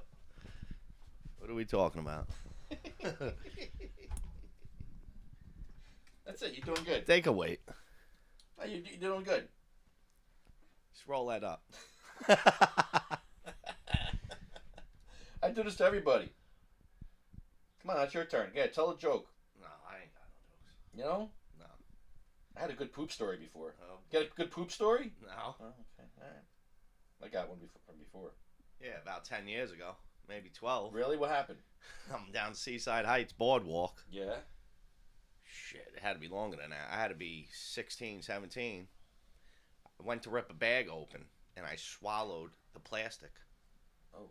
When I tell you shit, I shit my pants instantly trying to get back to my hotel. What do you mean? What? I don't know. I guess the way it went down, like a bag of weed. Oh. So I went to rip it open because it was burned tight. Me coming up, these idiots out here, they burn the top of the bags. Right. I ripped it open, and that was it. Enough of this poop story. All right, I'm going to throw up now. Why'd you have to tell me that? What the hell's wrong with you? I was kidding. Eat a bag of poop. Eat your bag and your poop. So what? You can see people here? I can. If I want to see you, I can turn this camera. No. But you don't want to be. No, I can't. There's nobody here. It's just me. Oh. Yeah, it's just me. What are you gonna roll a joint over there? I can't roll. You can. No, you can't roll. I'll roll a damn joint. I can't roll no joint. All right, let me test out my stuff here. I gotta make a phone call, and if this doesn't work, I'll be pissed because it was working before. All right, it's working. This shit looks deadly. I don't know. I don't know if I would smoke that. That might be too strong. Not for you. Let's give Justin a call.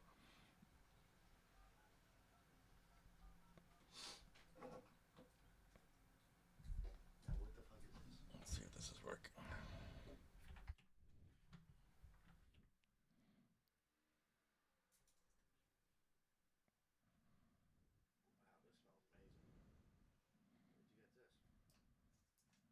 Uh-oh.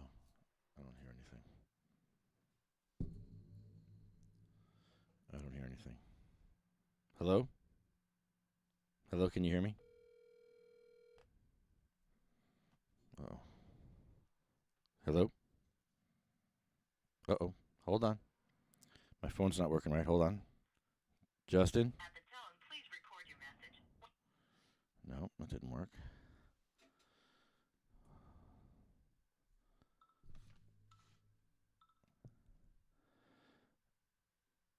Hold on 1 second, Justin. I'm trying to get my phone to work. Can you hear me? No, it's not going to work now. Hold on. There we go. That's better. Hey, Justin. Hey, Ed, how are you? Set this up. There we go. Good, buddy. Good to hear from you. Thank you for calling. No worries. Sorry. I was just making myself a sandwich, and I had the phone in my pocket. Oh, nice.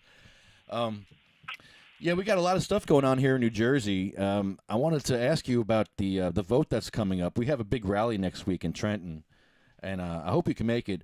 We're going to be rallying for voting for cannabis, flipping the ballot, voting yes on cannabis. How do you think it's going to go? Do you think we're going to get there this year, or what do you think is going to happen? Well, I have to say, there is no certainty in any political climate, especially not in the one we find ourselves in 2020. But based on the polling and the spending that we're seeing, in just this week's NJ ELIC reports that were dropped, it's overwhelmingly in favor of cannabis. So I think those are very positive indicators. Now these are all the polls across the state that we're getting. Yes, I have all the polls that I've seen have shown a majority of residents of New Jersey residents in favor of cannabis legalization. I've yet to see a poll done in the past 5 years that hasn't reflected that. I believe it's like 62%. Is that correct? That was the February 2019 poll, but Brock Eichler, which a law firm, has done some separate polling on that. On a sampling size of about 500 registered voters. They find they've had numbers slightly higher, but yeah, it seems like it's in about the 60s where we've seen the current polling on it. Do you think the voting situation with the mail-in ballots and all this is going to affect the cannabis vote in a good or bad way? I think that is the biggest, one of the biggest potential impacts on the ballot referendum is whether or not people are going to turn the ballot over and know that there are 3 questions on the back of it. Cannabis is question number 1, but that messaging is one of the things that especially online through social media, I've seen a lot of these proponents of cannabis advocating for turn the page. That's the language that the NJCAN 2020 group has been pushing forward. But that is probably one of the biggest challenges, because I've received emails myself from folks asking about, saying that they received a ballot and they're wondering where the ballot question is, which is a little baffling in many respects. Wow. Jeez, that's not good. No, but again, it is not the majority of folks that have emailed. I will say that.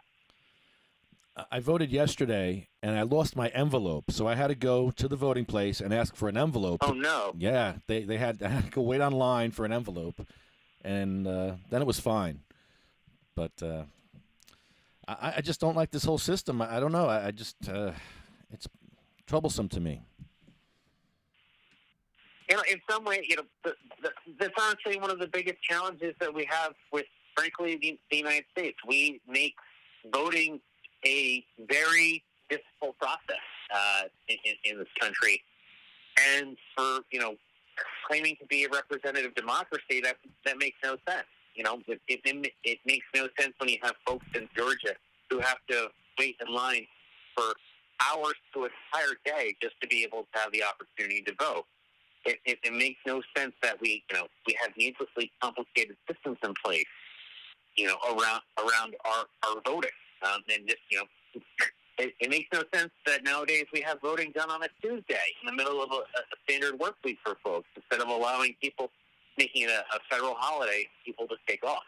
We do not empower voters. In fact, we do everything we can, from what we've seen, to prevent folks from voting. And you see this reflected in the numbers of people who typically participate in elections. In a lot of ways, that is disheartening. In Texas, did they actually make it so you have to go to each county has one polling place in Texas? Oh, is that right? Yeah. I hadn't seen that, but that unfortunately, that wouldn't surprise me. Yeah, 1 per county. Sorry for your luck. Like, really? Wow. Yeah, I mean, that's just, making it as difficult as possible for voters, and which is not what a representative government is supposed to be about. It's supposed to be about getting the elected, the collective voice of the people through their vote and through the folks who they choose. What do you tell someone who's going to vote, who's trying to decide whether to vote yes or no? Because I know some people that are leaning towards no. I know people leaning towards yes, and they want more information. Some people say it's a corporate bill. I say it's a constitutional right to grow, and we have to fight for those licenses to be affordable to us at the working class. But how do we get this? How do we get people to change their minds if they haven't already? I mean, to me, what the most resonant, tales really come from the folks that have been, disenfranchised by cannabis, illegalization. I mean, there's a multitude of reasons. I mean, the federal government claims that, according to its scheduling, that cannabis has no medical value and a high potential for abuse. So it is placed on the Schedule 1 of drugs. Yet we have, through pharmaceutical industry, several drugs available that are derived from cannabinoids, from cannabis. Marinol, which has been used for a couple decades, a few decades now, in the treatment of cancer patients and folks with AIDS-related wasting syndrome. You have Epidiolex that is used for youth with severe seizure disorders, both of which derive from cannabis, from THC and CBD. Medical implications are known not just by modern science, but through the historical record. And cannabis has long been known in various recorded accounts as being a treatment for epilepsy. But yet, through the misguided war on drugs, we had it as criminalized it and really focused on criminalizing the people who use it for half a century. More than half a century under the Nixon war on drugs, but now about 80 years since its illegalization. Justin, what drives me crazy is we got a Chief Sombrowski from Saraville who runs around. He's paid for. Hold on. Yeah, I actually did a Q&A with him for this week's issue. Really? I did. Oh, my. I had a very lengthy discussion. We'll probably end up running on NJ.com after it publishes in today's issue. We actually, a bunch of us from our 501c3, Sativa Cross, went to the Saraville Council meeting the other day and asked him to resign. Really? Yeah, we asked him to resign because he's being he can either be a lobbyist or a police chief. You can't do both, and you can't lobby for something to change a law. And what's the problem is that I've been to over 200 police stations, and I've talked to hundreds of cops. I talked to dozens of chiefs that don't agree with him, but they can't talk about it because if they talk about it, it's reprimandable. They'll get in trouble. Right. They're prohibited, but in his capacity as the New Jersey State Association Chief Police Vice President, he's able to talk about it. Yeah, I mean, that is frustrating. I mean, I know, before my time covering cannabis, I was a beat reporter, and I've spoken with a lot of cops over the years, and I've found plenty of examples of police officers who believe that continuing the prosecution of folks for cannabis is misguided. Yes. I mean, and especially you have the medical. There's a lot of there's a multitude of reasons. I can't say why anyone should go one way or another, but taking a look at the folks who have found medical relief from it, and seeing the actual harm imposed upon them compared to the harm that the drug itself would cause. I mean, when you look at, compare it to smoking, a legal drug, tobacco, it results in about 500 smoking-related deaths or tobacco-related deaths per year. When it comes to alcohol, another legal drug, it's nearly 100,000 deaths per year. When it comes to cannabis, there's been no evidence that anyone has ever fatally overdosed from cannabis. So, just in terms of a potential harm value, I mean, there is no argument. Yeah, actually, Patrick Duff was on the call, too, and he asked him to resign. And Patrick Duff is doing some Oprah requesting right now, and he's going to find out the rules in Sayreville about chiefs lobbying for something that's, lobbying for a law, and if they're allowed to do that. And I don't think they're allowed to do that. So I think Chief Dombrowski may have to step down, similar to what we did for Read for Madness, Stephen Reed from Ramp. Mm-hmm. Remember Ramp? Yeah. Bye-bye. No, it's a new... Well, we shall see. As we all know, rules are never static, and rules are often subject to interpretation and change, especially based on whoever those rules are being applied to. Well, the union has to get behind this because the union needs to help their officers get CBD, and they can't even use CBD, but they need cannabis cards because officers are allowed to use Xanax and Percocet and OxyContin under a doctor's order, but they can't get a medical cannabis card. I mean, this is ridiculous. Yeah, OxyContin, widely available to folks, via prescription, highly addictive. And as we've seen across the United States, that has caused significant harm from many communities.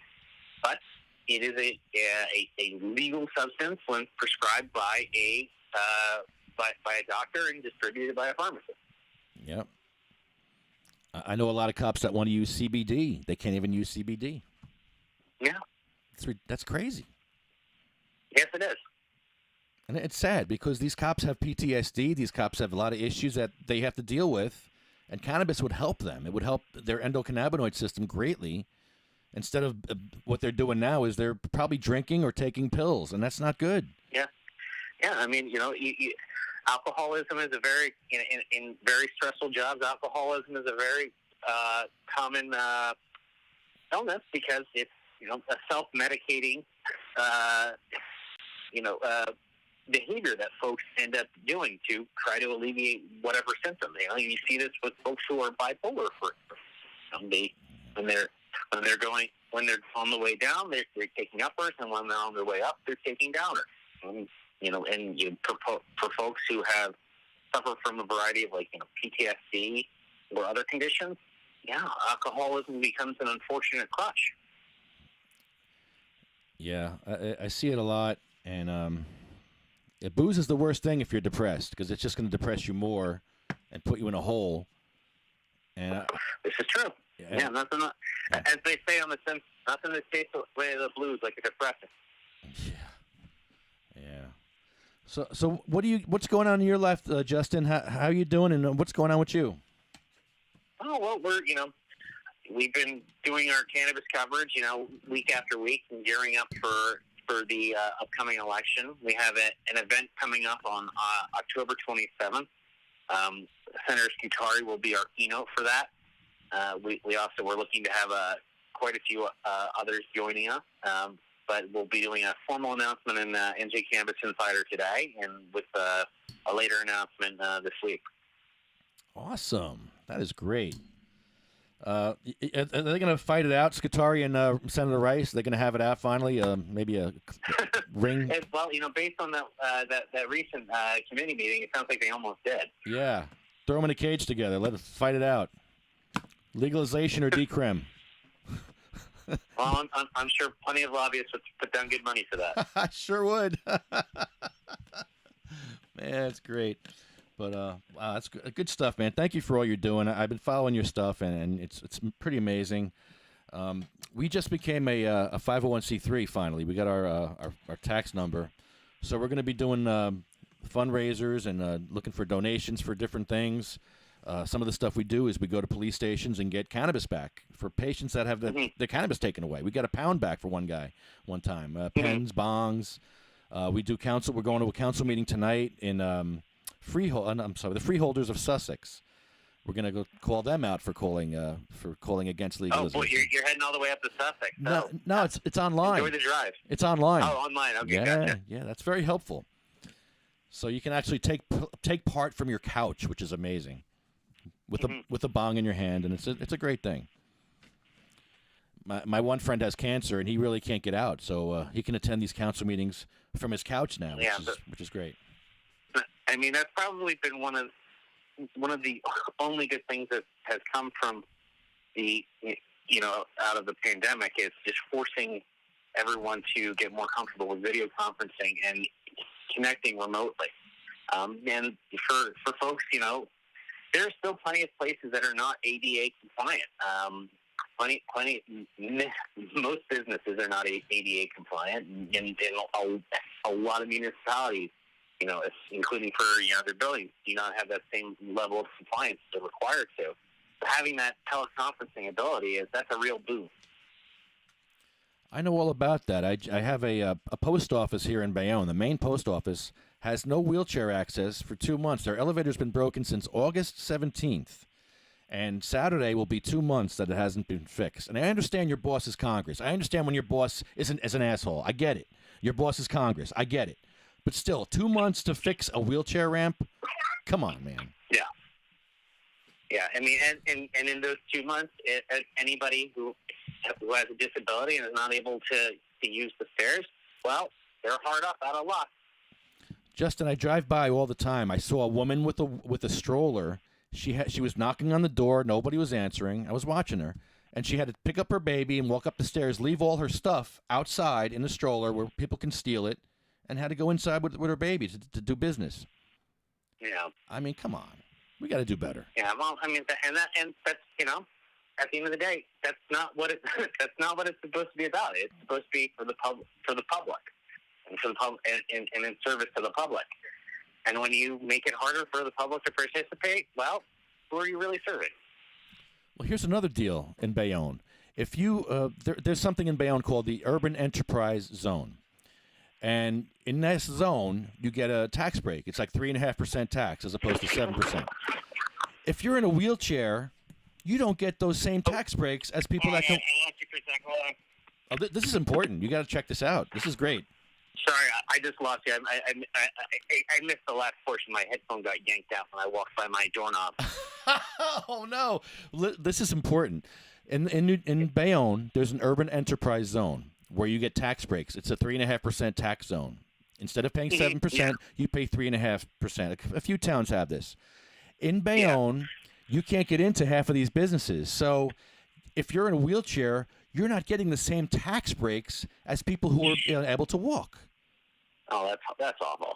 So, I mean, that's a right there, that financial thing right there should be enough for the council to get involved, but no, they haven't. Nobody's getting involved to fix this problem, even though now it's an issue for the ACLU, I would think, because it's a tax issue. Right. We got 15 ramps in Bayonne. We just got one on the pharmacy. They said the reason they got the ramp is because of my videos. I'm like, you got to be kidding me. They're like, yeah, we don't want to have any problems. So every day I go past there, and that ramp is out there every day. Every day. I'm so happy. It's a pharmacy. I mean, you're a pharmacy, bro. You have one job: take care of sick people, and you got to get sick people in your building, right?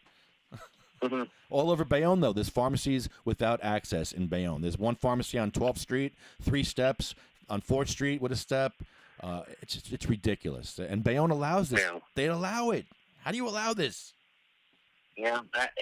How do you? I mean, and the problem is that the federal law is woefully under enforced. Yeah. Yeah. And the other thing we're doing is I'm fighting for crosswalk access here. We have a crosswalk here that you're supposed to stop for, and I'm fighting for a light there. Do you know how much a traffic light costs? To buy for a town to get a traffic light? Take a guess. I used to. I don't know anymore. Take a wild guess. I'm not sure. What is it? Oh, my friend says 10,000. 10,000. No, try between 5 and 800,000. 5 and 800,000. Yeah, between 5 and 800,000 for a traffic light that we, the taxpayers, have to pay for our safety. Who is making these traffic lights, and who is this government contractor that's getting these bids? Are you kidding me right now? Yeah, that does not add up. No, it can't cost that much. And these people are just raping us as the taxpayers. We're getting across the coals. You got to be kidding me. I couldn't believe when the cop told me. I was talking to this cop for a half hour about getting a light there, getting some strips there on the ground to do a survey, and it'll take years. It'll take years to do, and it'll take $500,000 to do this. I'm like, wow. And somebody died on Avenue C about last month. A guy died. So I'm going across this crosswalk. What I did was I hooked up my wheelchair to a double stroller, and I'm going back. I'm going back and forth across the street with this double stroller. So you have to stop. I'm taking up half the road. You have to stop, or you're going to hit a baby stroller. So, and people are cursing at me, calling me asshole, this and that. And I'm like, look, there's a stop sign. And they're like, oh, we didn't know. So they're finally learning there's a stop sign there. So the cops have been coming. They come every time I go out there, and they understand the problem. They're trying to keep me from getting killed, and they don't realize that I'm a nut that go ahead, hit me. Go ahead, I don't care. So, but the cops in Bayonne are great. They love what we're doing here, and they're trying to do their best to help the situation. And, that's all we can do is just try to create awareness for these issues, Mm-hmm. But, dude, I hope you're around next week. If you're free in Trenton, it's going to be a huge rally in Trenton next week. Yeah, sure. Anointing of the sick. If you can, can you send me the details, and when the post that you're working on goes up, if you could shoot that to me as well, that'd be great. Sure, absolutely. Is there a website or something I can promote for you or anything? Oh, njcannabisinsider.biz. njcannabisinsider.biz. There you go. Thank you. Yeah, we cover the politics, policies, and people shaping the cannabis industry in the Garden State. You sure do. You do a great job at it, too. Thank you so much, Justin. Hey, Ed, always a pleasure, bud. Yeah, man. Have a good one. You too. Bye-bye. Stay safe, my friend. Justin Zaremba. I love that guy. It's a good guy right there. What did I just do? Hold on. All right. There we go. That's back. All right. I don't know if we're going to get to Dan Valentine today because we're going to be getting out of here in a minute. Let's see. All right, there's no, I'll be late. I will be late. I will be late today. Maybe I won't do the video. All right, maybe I won't do the crosswalk video. I'm supposed to go to church to work on the cameras. I may just go there. All right, I may just cut this short and just not do the crosswalk video today. Sorry. I got to go to do the church thing. Apparently they need me early. All right. Well, thanks everyone for tuning in. I appreciate it. Let's give our host a call real quick. All right. Okay. Nope, that's not it. Oh, hurtful. This is why I need a producer to help me with this stuff.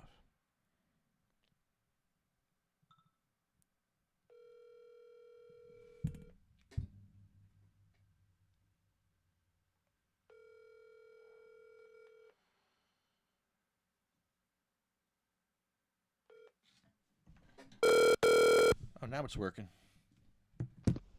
Hello? You're on the air. Can you hear me? Can you hear me? Oh, jeez. Really? Hello? You can't hear me? Oh, God. You can't hear me, huh? You couldn't hear me? Hold on. Let's try it again. How about now? Can you hear me now? Can you hear me now? Can you hear me? Oh, this is so hurtful. Oh. All right, we're going to do it the hard way.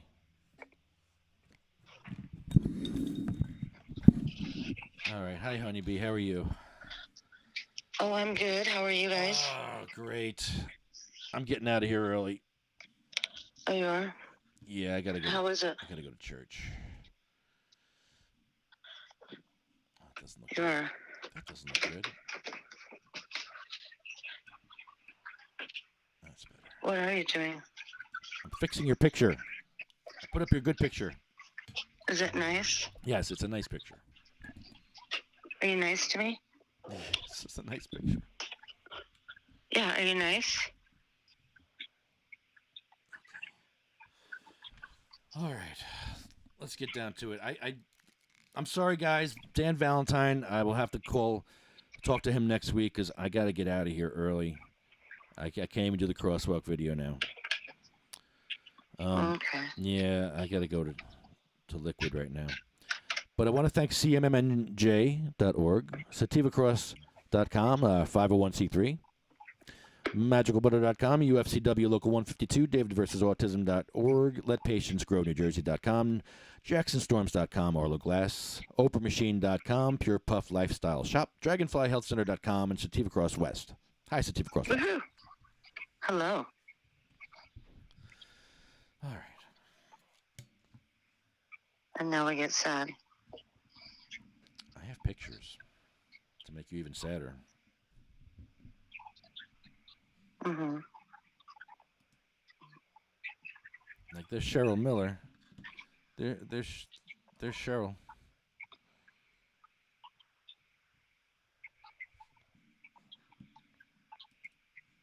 And there's little Sabina Rose.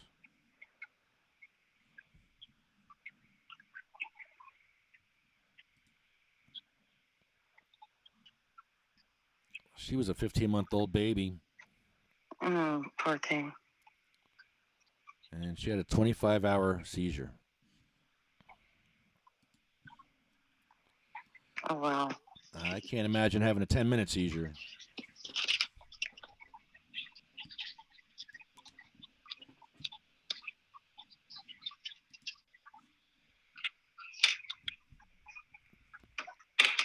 This is Diane Ripatella.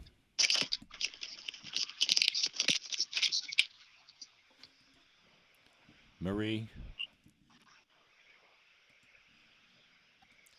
Joan. Brandy. Polly.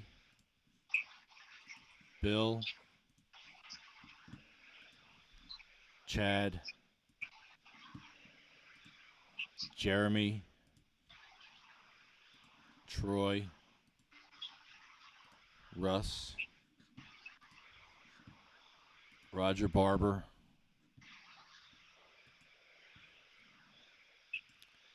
Jay Arletto. Ella Bagelman. Hattie Koshel. Jake the Tank. Armando. Lynn. Sean. Joyce. Lori.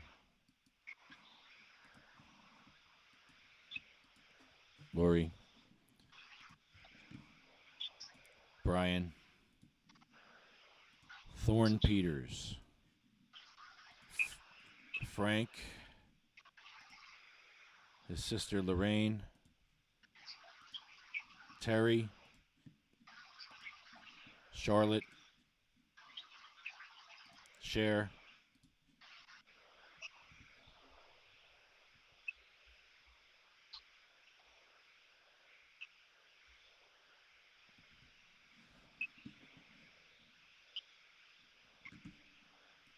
Jay Bird.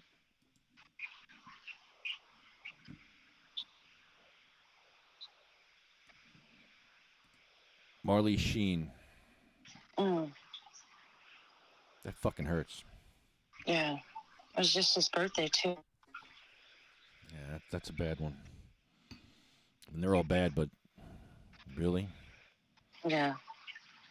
It's sad.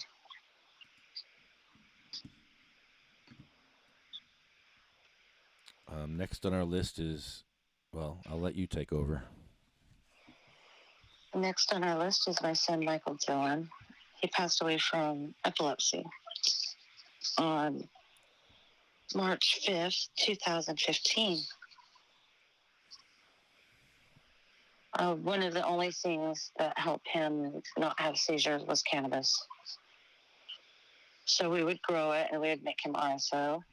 And he had very little side effects. And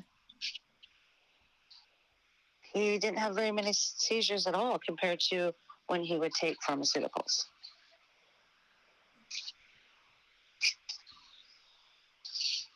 But the thing about that, even in Oregon, it's still, we're not paying like medical copay prices for cannabis. And it's expensive. And, he passed away when he was 27. And he lived on his own, and there's no way that he could have paid for it by himself. So we're asking everyone to give 10% to someone in need. Help save their life, help extend their life, help their family not go through the pain of losing someone. So if you can all give 10% to someone in need, that'd be great. Be helpful.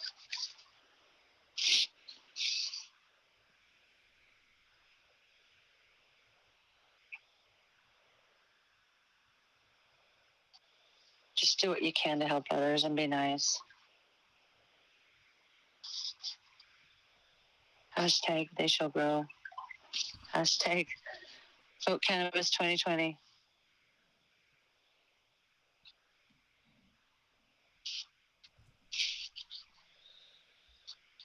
Can you hear me? Yeah. Oh. And hashtag Jeff's Law. That's it. Yep. And let New Jersey grow. I think, right? Is that the other one? Is it? Let New Jersey patients grow. I got to write it down. I haven't written. Oh, I'm the worst. If you need a lawn sign, I have lawn signs. If you need stickers, I have stickers. We'll have some next week. We'll have buttons, stickers, and lawn signs next week. If you need some, get to me soon. If you're in North Jersey, I'll get you the lawn sign. Mm-hmm. And thanks, Honeybee. You're welcome. Thank you. See you next time. They went. All right. They went with songs to the battle. They were young, straight of limb, true of eye, steady and aglow. They were staunch to the end against odds uncounted. They fell with their faces to the foe. They shall grow not old, as we that are left grow old. Age shall not weary them, nor the years condemn. At the going down of the sun, and in the morning, we will remember them. We will remember them.